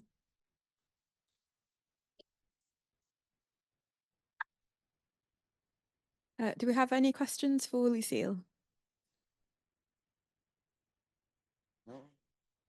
Okay, while we're waiting for others to think. So thanks. I really love that you've got data to define your actual, what the endpoint might be rather than this windowing thing. But I'm curious, sounds like you did the windowing on like annotated TSS or TES, I guess, in references, but or gene end, I guess is where you did it. Did you also do like the individual on a transcript level instead of a gene level, the extension? And did you see the same? Do you get an improvement over that as well? Do you understand my question? No, can you repeat, please? Yeah. So on the per transcript level, you showed an example where you have two different TES ending transcript end sites, and that was important. That Brewer was able to sort of identify those because even though they're far away, you could still identify them without a 600 base window. But that 600 base window could be done in theory on the transcript end instead of the gene end, if both of those end sites are annotated on the per transcript level. So I'm curious, if you operate on the transcript level, do you get as like an intermediate step to Brewer? Or you have those kind of 3 steps or no? So indeed, so if you would improve 600 base pair on all transcripts instead of genes, this is what you. Yes, exactly. So this would not be sufficient because sometimes it's like kbs away. And the 600 base pair was just based on an annotation, and they realized that most of genes have a signal 600 base pair, but they're not even sure why. I mean, if it's the same gene, the advantage of Brewer is double, is first, there is no size limit, and it's based on evidence. So you're sure that it's the same gene. Definitely nice. Maybe someone else has a question. If not, I have another one. Okay, so my second question is, so this is great. You're doing it on data from your sample. You do a bulk art library, and then you do your single cell. Combine this, get better data from the single cell. Perfect. But it'd be really cool. I don't know how you could do it. Maybe you have thought about it. How can we correct the references so you don't have to do this approach? Seems like you can't really yet with this only with your bulk data, but maybe you've thought more about it. Yeah, so first of all, you don't need to produce the bulk RNA-seq yourself. So for this, I only use public datasets. So, and that's true that it could be cool that the notation themselves are updated. And I think for model organisms, it's quite difficult because it's annotated by big instances like ensemble or GenCode, and then it's very difficult to tell them, oh, come on, you could extend a bit. I have data that shows that it goes here, but there are very big instances, and it's quite difficult to go back to the annotation themselves.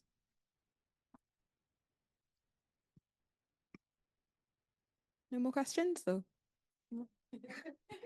Related to this one, would it maybe be possible to convince them to run the tool themselves on some predefined public data and create a special track with these corrected annotations? Would that be an option? I can propose, but I can't tell the result. And just to extend that question yet again, so I think you're right that it's sometimes difficult to convince them, but in case at least of UCSC, you can create a track. And there is some leverage that we, the Galaxy project, has with UCSC that we can promote that. So would you be willing to? So the thing is that I think not all genes are expressed in all tissues. Of course. So the thing is that I would say that your extension needs to be dedicated to your tissue. So I'm not sure it's possible to extend to all the genes for, maybe it makes more sense for people to have different reprime annotations because they want to go back to the transcript.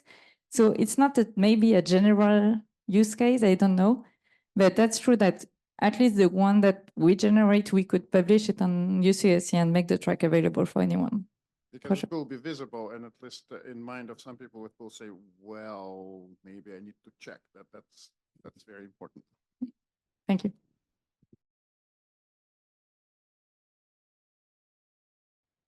All right, my name is Natalia Padillon Temides. I'm a second-year PhD student at the University of Florida's Whitney Laboratory for Marine Bioscience. And before I get started, real quick, pointer works, cool. Before I get started, I want to acknowledge I would not be standing here if it weren't for the GXTX Foundation and the generous award that was given to me. The Galaxy product, Galaxy Training is all I've used from Galaxy so far, but I hope from this presentation we can all appreciate, and I definitely have appreciated in the last 4 days, the ways that Galaxy can be leveraged in this project. And of course, funding sources, Paul G. Allen Frontiers Group, the amazing collaborators on this project, and last but not least, my amazing, super awesome mentor, Dr. Joe Ryan. So, okay, really briefly, background, what's the situation? How are we going to resolve this, and why is it important, and then future steps. So what's the situation, or what's the background? Let's orient us all to the first 3 billion years of life and the creation or the formation, let's say, of the 6 wonderful kingdoms, diverse kingdoms. And let's focus in on 800 million years ago, wherein the animal kingdom was formed. And so, yes, let's focus on the animal kingdom. It can roughly be divided into 5 major clades. And in relation to the last common animal ancestor, right, with the earliest diverging clade, the next, and the next, right? So I'm just going to go over the order real quick. We got Peripera. They're sessile, benthic filter feeders. They do have multiple cell types, believe it or not. So that is an animal. And yeah, let's gotta briefly go through these quickly. Next, we have the Placozoans. They're an amoeba-like animal, still an animal, believe it or not. A single cell paper came out I think last year, earlier this year, that they have 6 to 9 somatic cell types. They're 2 cell layers thick, and those are placozoans. They're so like understudied that there's only 4 identified species right now. Trichoplax is the model species. But anyways, that's an animal. Next, we got the tenofferans.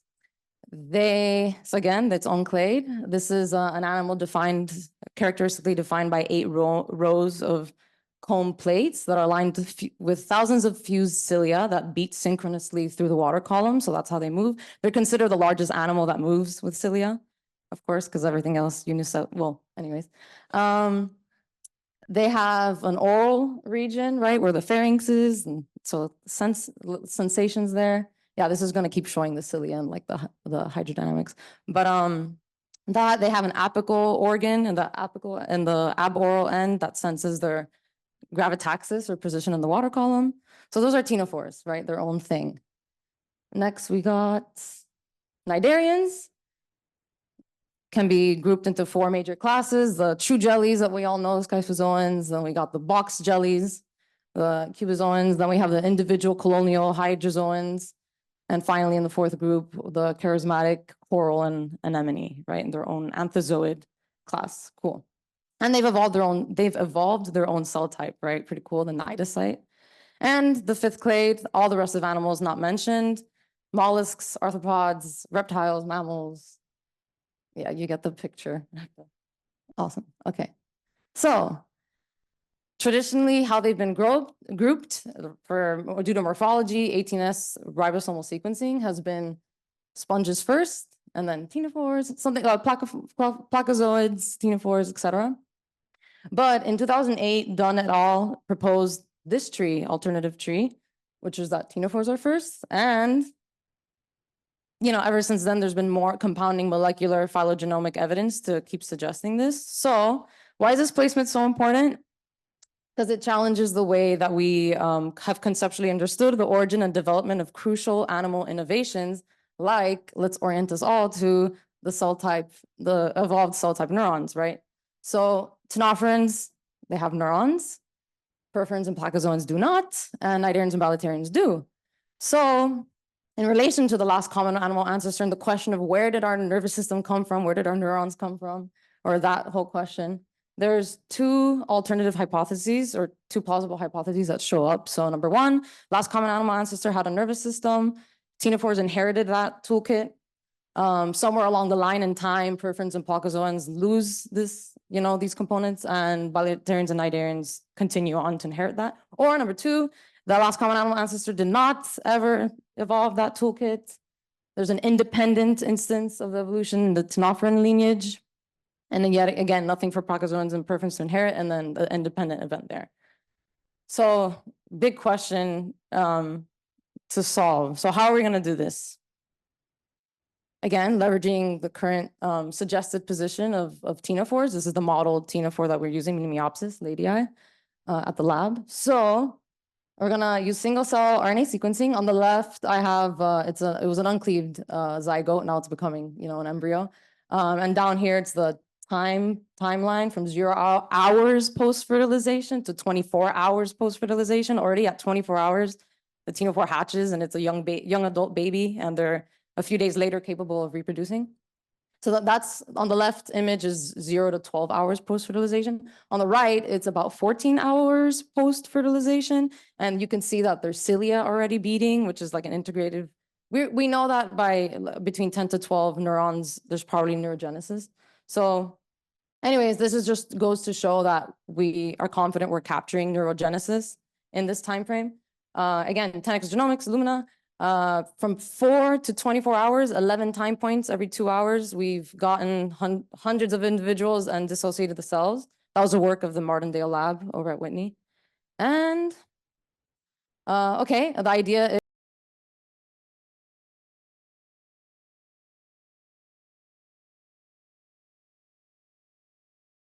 Thank you very much, and thank you to the organizers for giving me the opportunity to talk.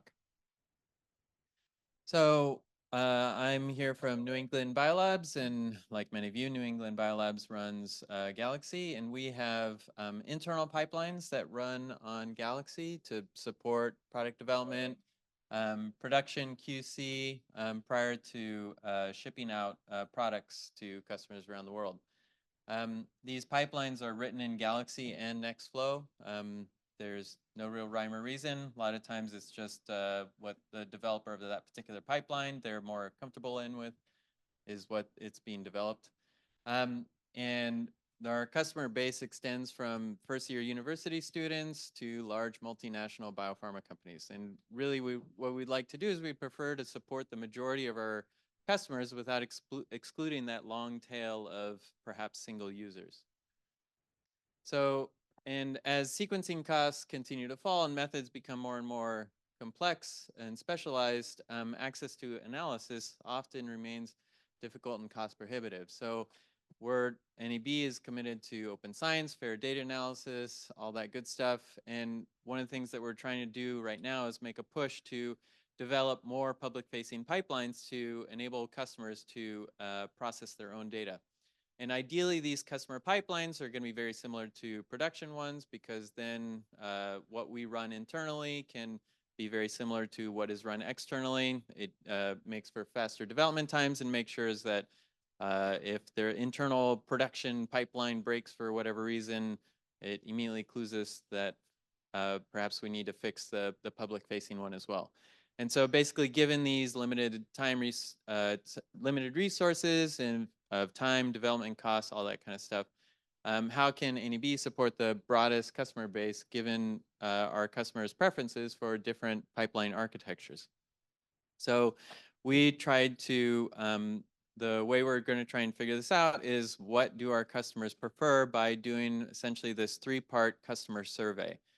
And the first prong of this customer survey approach is just going to sequencing library workshops that we have all the time, and basically asking the participants flat out, of these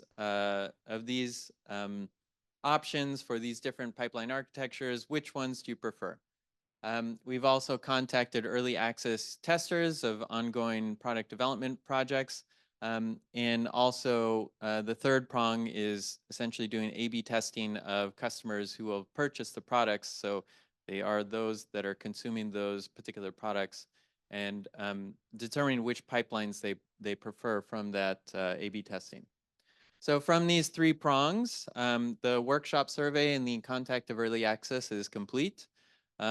Overwhelmingly, the workshop participants preferred Galaxy. This is a slightly biased data set in that all of the people coming to, well, not all, but the vast majority of them coming to these are generally bench scientists, wet bench scientists that are may not be familiar with computational pipelines, command line. However, there were some bioinformaticians in these workshops that they actually kind of split out. The early access users are more split. Those early access users that had existing analysis solutions on hand, those included a combination of Illumina Dragon on board, so basically pay as you go, and then also pipelines developed or taken from the Nextflow NF Core project. Naive users and fee-for-service, like sequencing cores, preferred the Galaxy solution. So the early access users are more split. The one that I'm going to be talking about most is we stood up this basic web app to try and measure user preferences. So you're looking, I'm not brave enough to do a live demo, so you get screenshots of the website. So essentially what we have is, right now we're just doing this beta test of just like a single product line, FFPE. FFPE DNA is often found most often like clinical settings, but we have 5 different product lines that support this particular family of analysis projects. Here's a QR code. You don't have to take a snapshot. It'll come up later, but that's also the website that you may or may not put your finger on the scales later, but we're going to potentially exclude all responses from the Czech Republic for the next week. But the A/B testing that we're looking to do is essentially doing co-opting an existing product insert that goes into every single product package that NEB ships. So you're looking at a couple of different examples of this one particular product, E6655.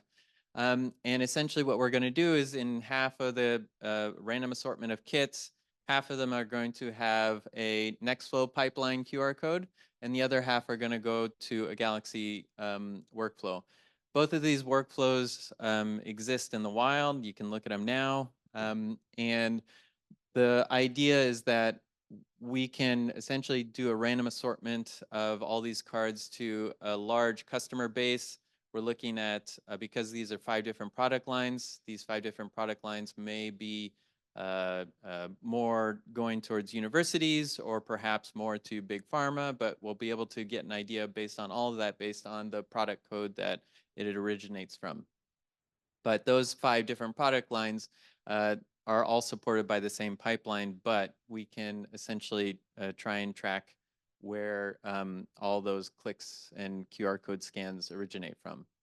So if you were to scan the Galaxy insert card for this particular product, again, you would land on this particular page. Just gives you a very, very basic description of that particular product. And at the bottom, you'll see that there's the workflow and also a test data set that you can use to run that particular workflow. After learning about the phenomenal work behind GTN, I'm definitely considering adding a 3rd thing right under there, because it'd be awesome to have essentially a tutorial in addition to the workflow and test data set. So that is coming soon, hopefully. The Galaxy workflow itself, again, it's very simple workflow, but really the idea is to be able to present both this Nextflow and this Galaxy pipeline side by side that should produce the exact same results, and basically just use that to get an idea of customer preference. So how are we going to do this? There's a number of different measurements that we're looking to try and capture. So the first thing that we're obviously going to measure is how often when people select, or how many people pick up that Galaxy card versus the Nextflow card, and how many actually scan that QR code and land on the Galaxy site or on the GitHub repo for Nextflow. Another really big data point in this is from the web app. It'll be very, very trivial for the users to be able to essentially delete Galaxy from that web address and quickly identify that there is also other options available. And so this will be, so essentially here in B, this conversion rate between the different pipelines. How often does somebody end up randomly get a Galaxy, go back to Nextflow, and then like end up staying on Galaxy versus how many stay on Nextflow, get a Nextflow card, and then decide to click through all the way through to the Galaxy workflow. So this conversion rate, I think, will be very important. How do we measure how often, essentially the popularity of the different options? It's going to be internal, a combination of internal and external metrics. We're going to have these internal rates of how people interact with this website that NEB controls versus these external rates of stars and polls and watches and numbers of runs and all this kind of stuff. So going to try and collate all that together. And then really potentially one of the more important pieces of information is essentially this feedback that's right there on the web app. That direct feedback, of course, will be very, very valuable from these users. So I was really hoping to have some results for you from the A/B testing, but everything takes a little bit longer than you normally otherwise expect. But really, I'm hoping to have these cards in boxes within the month, and really hoping to get results from customers over the next couple of months. I'd be more than happy to share the results of this A/B testing with anybody who basically sends me an email. So there you go. I promise not to set up an email filter. This is not a work of a single individual. I only just joined NEB back in August, so it's been less than a year. And about that same amount of time since using Galaxy. I'm kind of blown away by the community, both professionally and personally, so that's kind of awesome. But in the Langhorse group, Brad, Ariel, Brad, who is here, Ariel, who helped, was instrumental in developing this Nextflow pipeline that we have, Jake, that helped me with some of this web app. I'm also going to acknowledge the production, packaging, and shipping departments at NEB. They don't know that they're going to be helping me, but they will very shortly. And then here's some QR codes for that basic web app, and then also the one directly to the Galaxy workflow that I've had throughout. But I'd be happy to answer any questions. Thank you, Adrian. I think we have one question. When you fill this form, please use VPN. So check. The question is, so when exactly are you going to start that? So sending, because I think maybe we should coordinate this a little bit. Are you doing this against .org or against .eu? So where you actually will be sending them? So we do have a little bit of control over where the destination of these products are.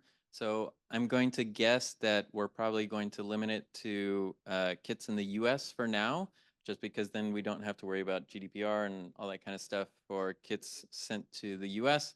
But there's no reason why it can't be extended to Europe. So, but right now we're concentrating on .org, .eu, sometime in the future, hopefully.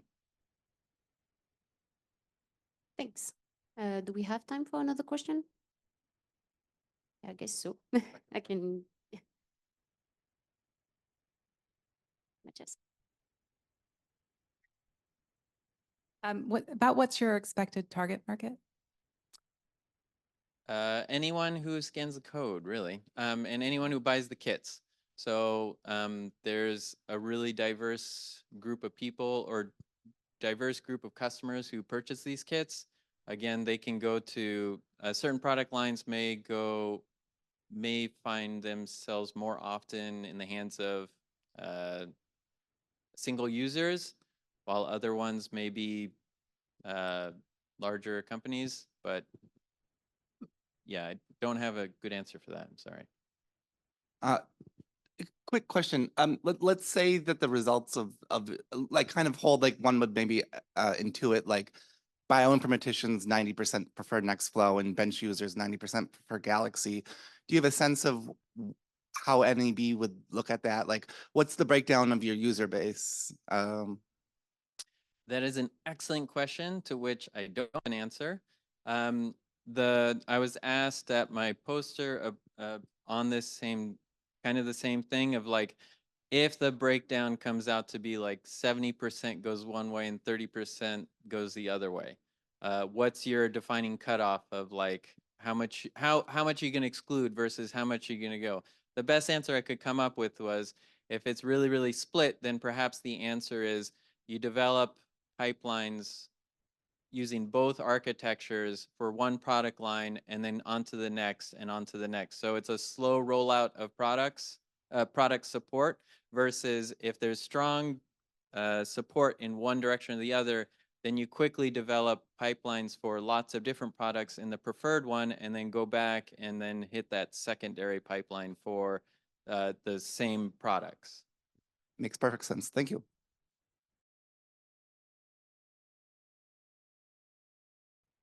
Hello. So I will talk about bringing Galaxy to astronomy or astronomy to Galaxy platform. And I represent here, I'm working in Paris, in University of Paris, but our group is split between Paris and Lausanne. And all this I'm talking about is in frames of Euroscience Gateway, but I hope it will have a future after this.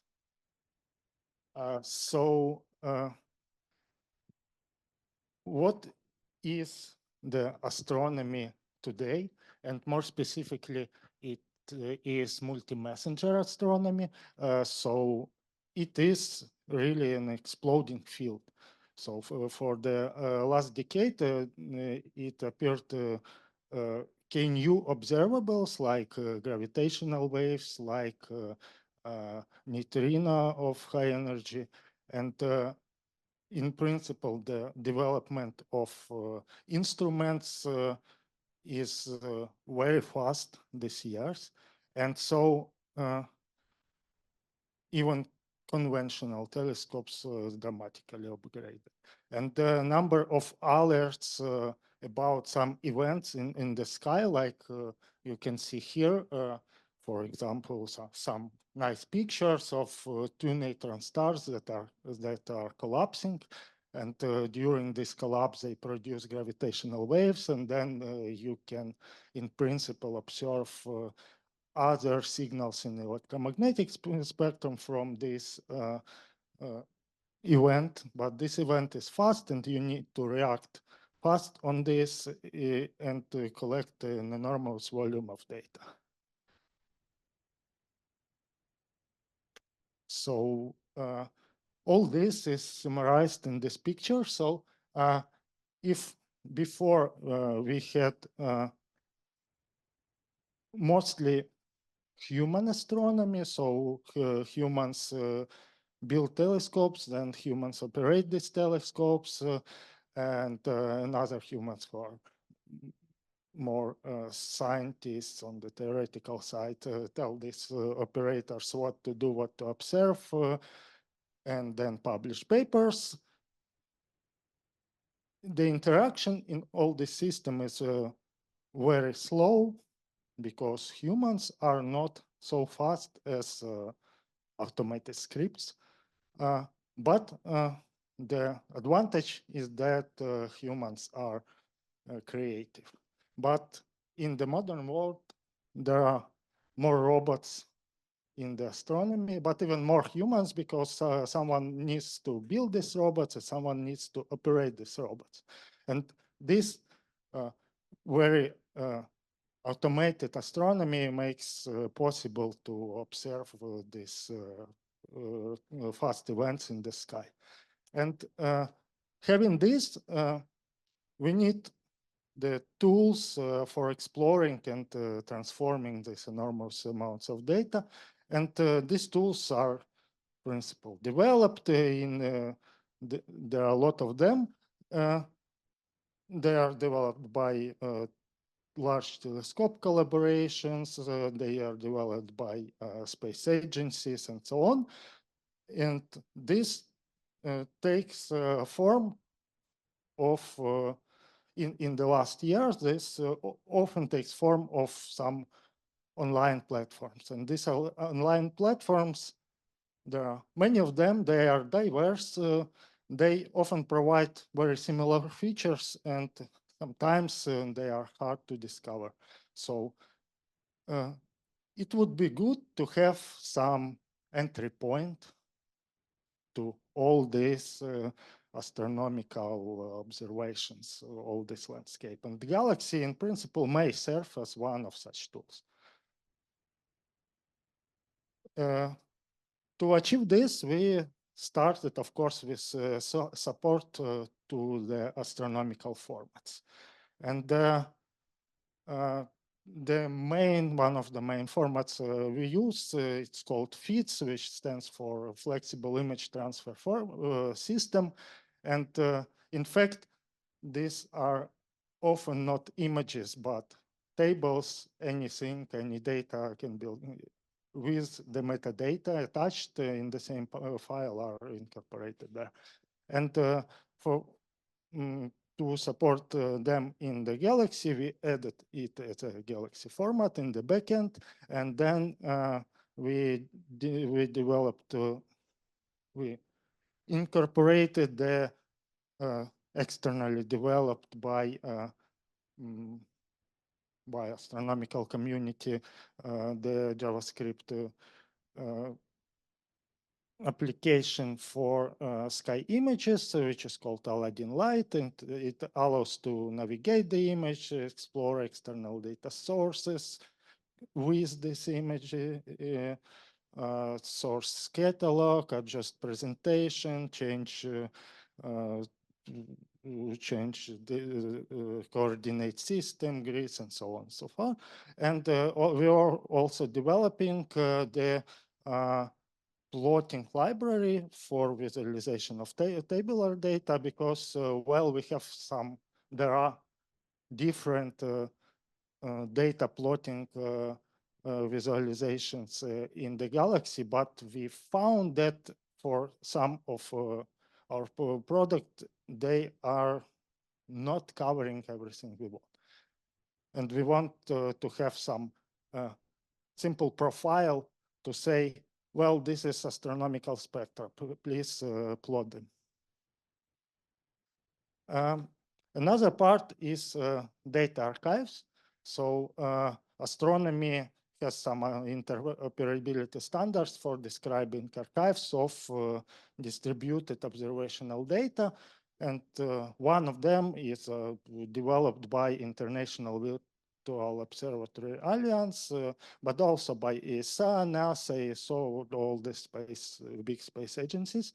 And for this IVOA protocol, we added an interface in the form of a tool to query such archives and to get data from there into Galaxy, or just get the URLs to the data to be used in some like deferred way. Then for most of other tools, we in fact have some workflow catalogs which works with observational data. And to bring these workflows as a Galaxy tools, we use an automated procedure. So we developed the specialized bot that converts. So these workflows are in the form of Jupyter notebooks normally, and these Jupyter notebooks have semantic annotations on the inputs and outputs, and the bot is monitoring this repository of these notebooks, and given these annotations, automatically wraps this as a tool, creates a pull request in the repository of our Galaxy tools. Then we have CI/CD, normal GitHub CI/CD action to deploy the live preview of the generated tool to the small instance which we have for these purposes. And then, yeah, with human interaction is to verify a bit, test it on the test instance, approve, then it goes to toolshed, and the final destination for our tools like the production instance, we consider the Galaxy, use Galaxy EU as a production instance. Well, we have, of course, some complications, and the main one is big data management. So current astronomy tools in Galaxy, which we are already put into production, and they are dealing with small distributed, rather small data, and they are producing high-level products like images like curves and spectra. But if we want to use Galaxy a bit deeper on the more raw data, we need an efficient data management for the big data, because the new telescopes will achieve exascale scales. So yeah, and that's not directly our development part, but in frames of Euroscience Gateway, we are interacting with other work packages about data management, and it seems like the solutions that are developed in particle physics community, they are already have been partially integrated into Galaxy, like CERN VMFS is used everywhere. But then there are other solutions which could be used, and there are some developments to integrate them also into Galaxy, like, for example, Oak Ridge team developed support for Ruscio data management system, and there is a development on integrating with advanced resource connector, grid middleware, and so on. Well, I will not read all the summary. So the key point is that Galaxy can be also an astronomical platform, and it can serve as a single entry point to the data analysis. If we focus on integrating available solutions and standards, which are always in the process of development, and the key point here from the Galaxy side is to make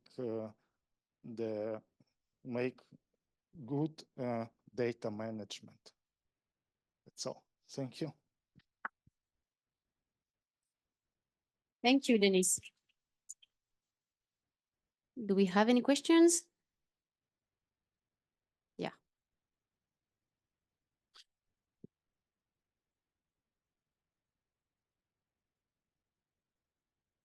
Thanks. You mentioned that you're working with pretty big data sets.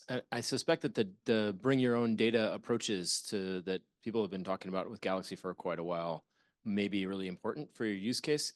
Is that something you're planning to explore, where instead of passing around actual data files, you're passing URLs so that you don't have to move all these giant chunks around? Or is that really not a problem for your type of data?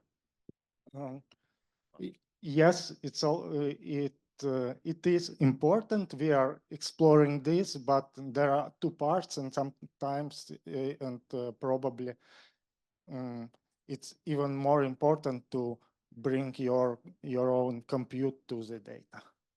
Yeah. Okay. Thanks.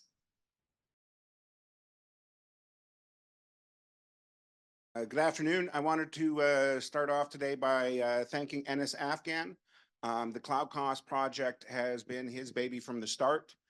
He's done a lot of the work writing papers, charting data, everything else. He's just allowed me the privilege of presenting the results here. So thank you, Enes.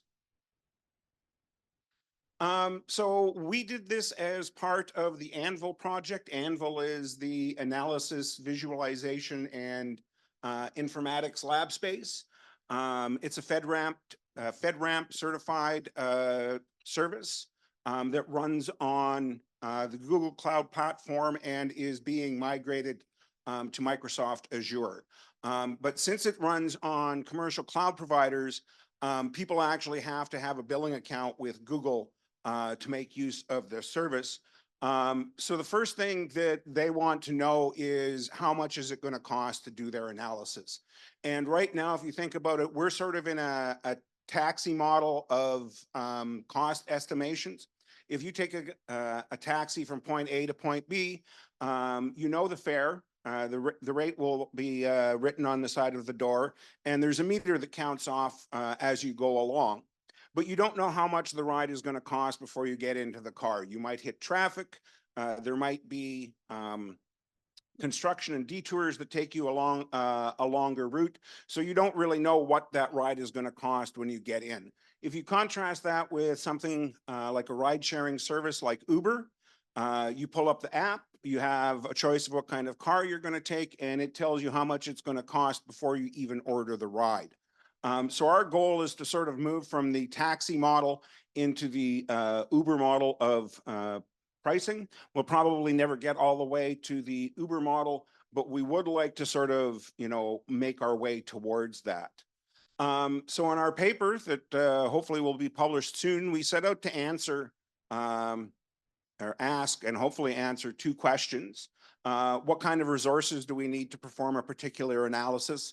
Do we need a huge cluster with lots of cores and lots of memory, or can we get by with fewer resources? And secondly, what is the approximate cost for those resources going to be? So the first step in all of this work was to develop a framework that we could use across any workflow for any data set. So we first step is to identify published workflows, sample input data set sizes, benchmark those published workflows and analyze them, runtime by tools, to identify the dominant tools. Probably comes as no surprise to anybody here but for a lot of the workflows that you run, the runtime is dominated by one or two tools in that workflow. So once we've identified those dominant tools, we can benchmark those in more particular defined cost and time saving focused configurations. Also, we can also explore alternative tools in the same space. And then we can come up with workflow cost options. So the first thing we did was analyzed about 3 years of historic data from usegalaxy.org to see what people are actually using the platform for, what kind of work they're actually doing. And so we identified 3 workflows to start out with. RNA-seq, variant calling, and single cell is becoming much more important now, or much more of it. So we found 3 representative workflows for each of those tasks, and then found data sets for each. And we wanted data sets of similar size, 3 different size data sets, about 2 gigabytes, 5 gigabytes, and 10 gigabytes, just so we can see how the input data size affects the runtime. So then we started recording the run times of each of those workflows and each of the tools. And as you can see, as we run the workflows, all of the workflows are dominated by just a few tools. Single cell being the most interesting because there is the one tool, Eleven, that takes up the vast majority of the time of running that workflow. So once we have those analysis, we can do a Pareto analysis to find the most expensive tools.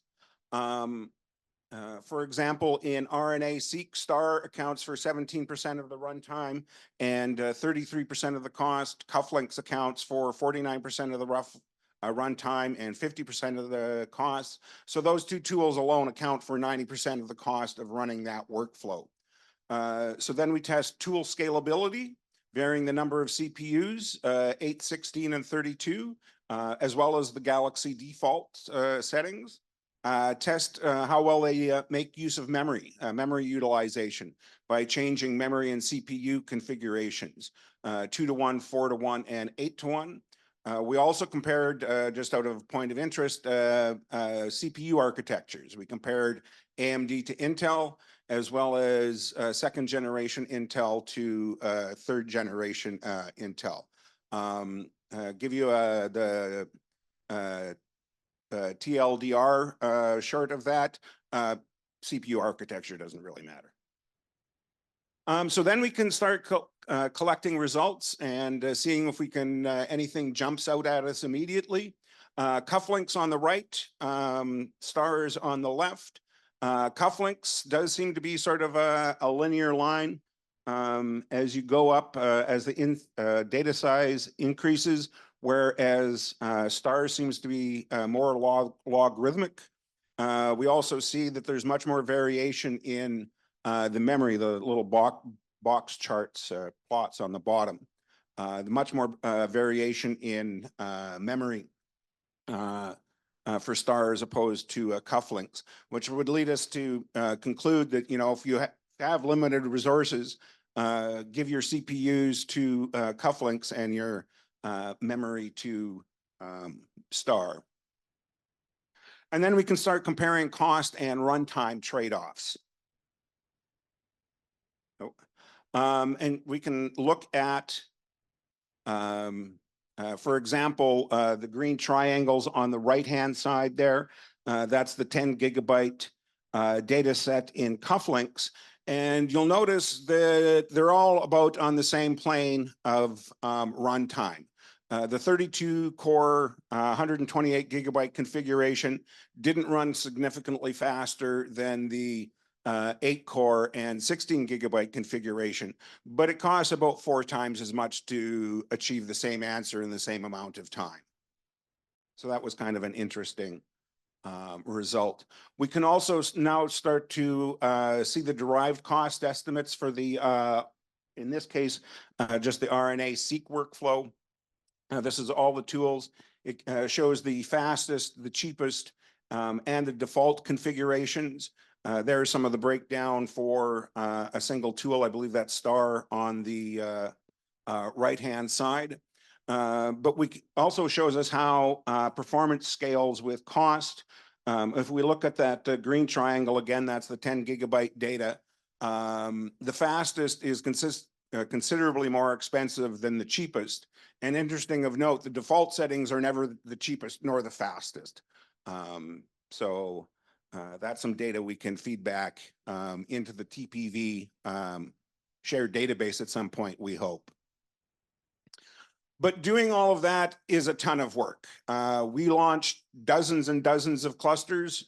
We ran about 400 jobs for collecting purposes and many more just developing the system.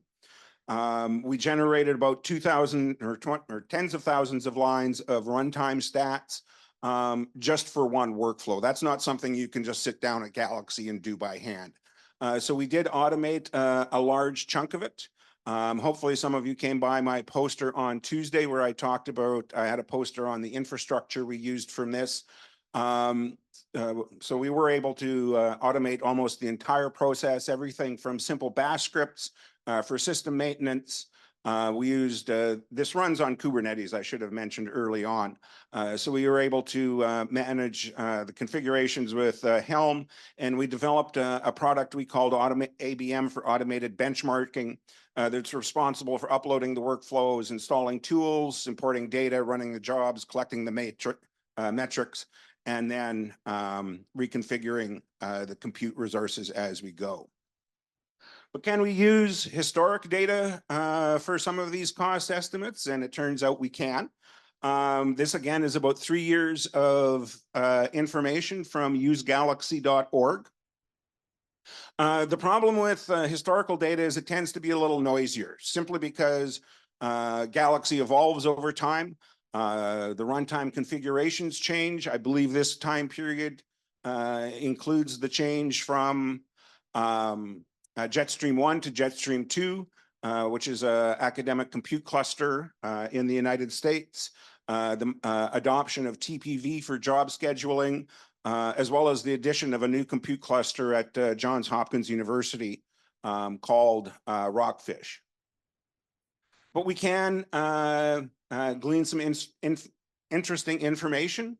80% of the tools or jobs that are run cost less than a penny. 93% of them cost less than 10 cents. But that means 7% of the jobs account for about 96% of the overall cost. And we're looking at you, RNA Star. So if we can optimize that one tool, we can start to save a lot of money. So we did this for about 1,500 tools on usegalaxy.org and developed a little workbench. It's available at gxy.io, cloud-costs. And you can go there and look up the average job cost, median job cost, and the 95th percentile job cost for all the tools that have run over the past about, as I said, 3 years on Galaxy, and at least give you some sort of estimate, worst case estimate, if nothing else, of what it's going to cost to run your tool and add the tools up to get your workflow cost and multiply that by the number of samples you need to analyze. Okay, and I'm being told I'm out of time, which is convenient because that's my last slide.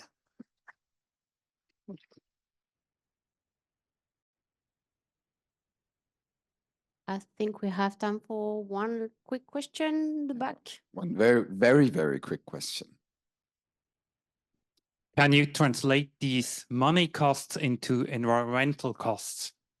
Into which?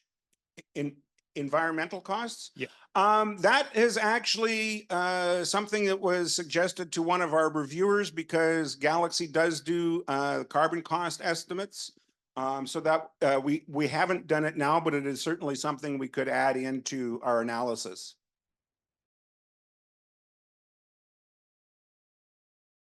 Thanks, and thanks for the opportunity to speak here.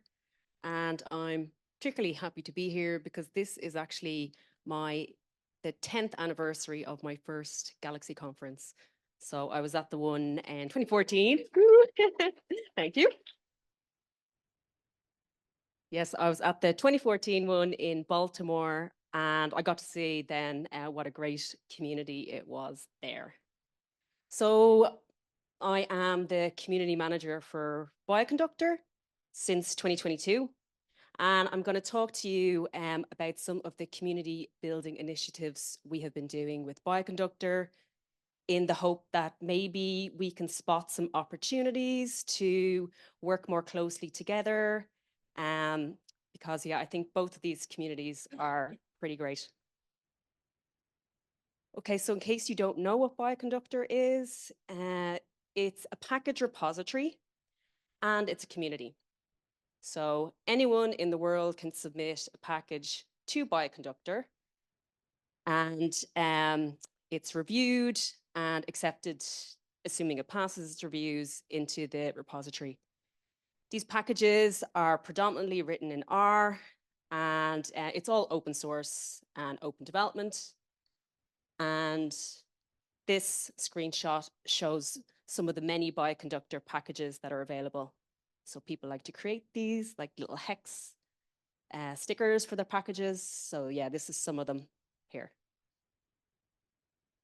So Bioconductor was started in 2001, so it's just over 20 years old, and it's grown from that time into a large global community. So this map here is illustrating users around the world, users of Bioconductor. There's tens of thousands of users, and there are many papers citing Bioconductor. This plot here is showing the growth in number of packages in the Bioconductor repository over time, over years on the x-axis.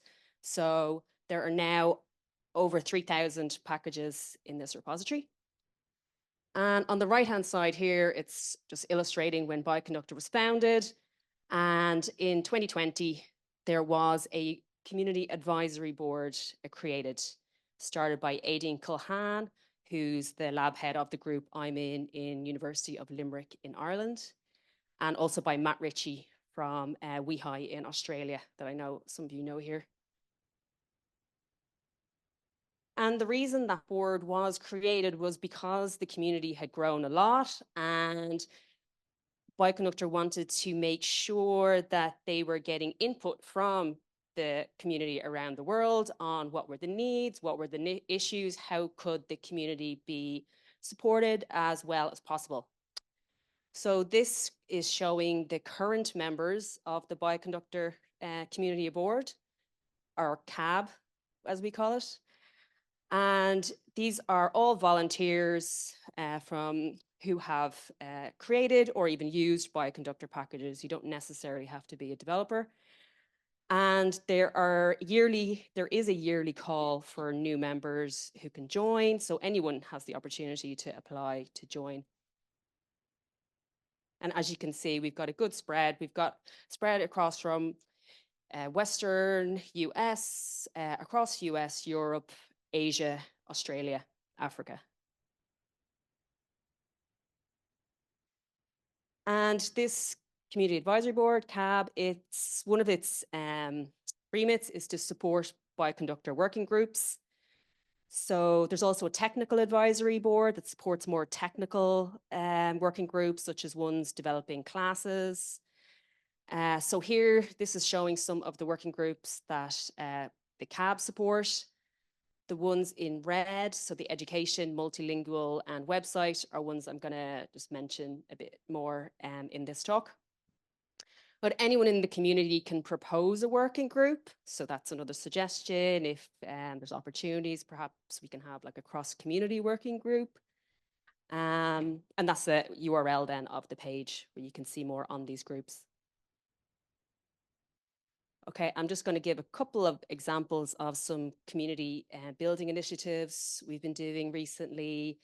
And these initiatives are both aiming to build a community and to try and do it in an inclusive way.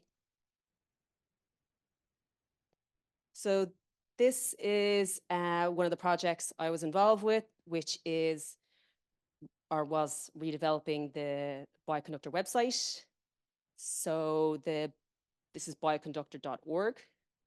And the original or the website had been created in 2009 and it had been maintained and, you know, had links added, but its face, this screenshot here on the top right, showing the old, that was what it looked like. So people who knew how to use Bioconductor and were familiar with it thought it ended fine. But for new users, it was a bit confusing. So what we did last year was we carried out a large survey. So we had 558 people around the world give us input on the current website, you know, how they found it, what issues they had. And we really tried to try and get that survey to as many people as we could to give people in the community a voice in the new design.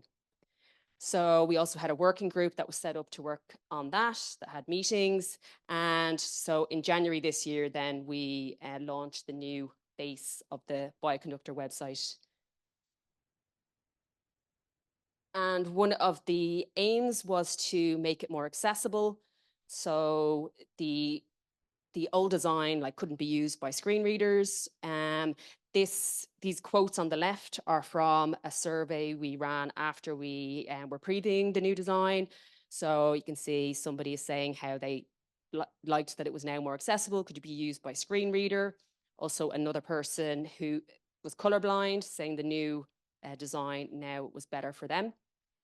And then the plot on the right is some metrics on accessibility showing how the new design increased in accessibility over the old one.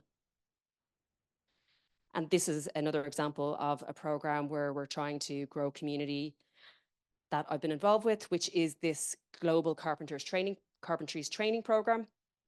So this is like a train the trainer program, because one thing we had heard was that groups around the world would like more support locally. So could we train people in areas around the world who could then go and support the people around them? So for this, there's specific Bioconductor carpentries material that's being developed. And there's also these instructors. We got funding to train 30 instructors to get them certified through carpentries over 2 years.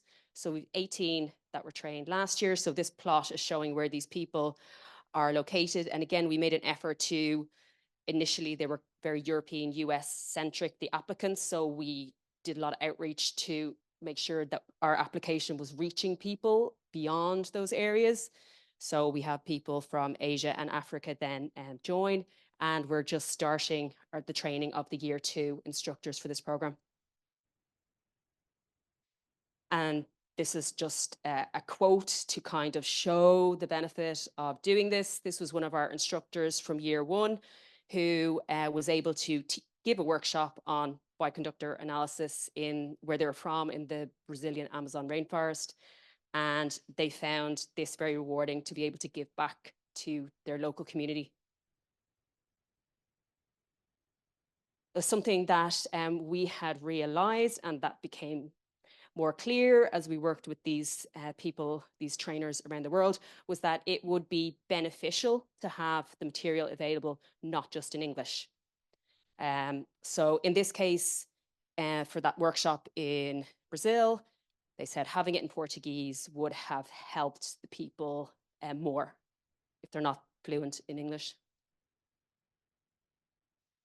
This is my last slide. So saying this is a collaborative project. We're involved with carpentries and also the Turing Way, which is to seek how can we do translation of training material in a scalable way, which is a hybrid framework.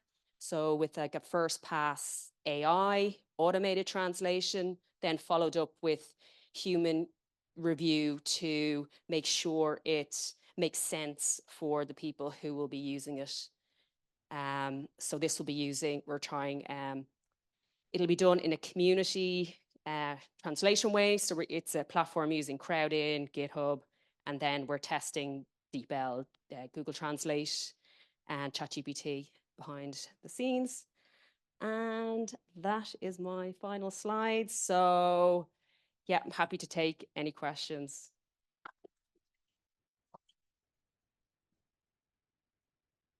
We have time for one real quick question. Okay, no question? Oh, yeah. Thanks for that really nice talk. You have this massive global community. I'm wondering if you have any strategies to communicate with so many diverse people. That is definitely challenging. So one thing we have quite a large Chinese community or community in China. So for that, we have people say on our community advisory board who are fluent in Chinese, and they, if we have messages or things we need to communicate or advertise, they will translate and put into the platforms that are used there. So such as WeChat is very popular in China. So things like that, trying to get the community to help get the messages out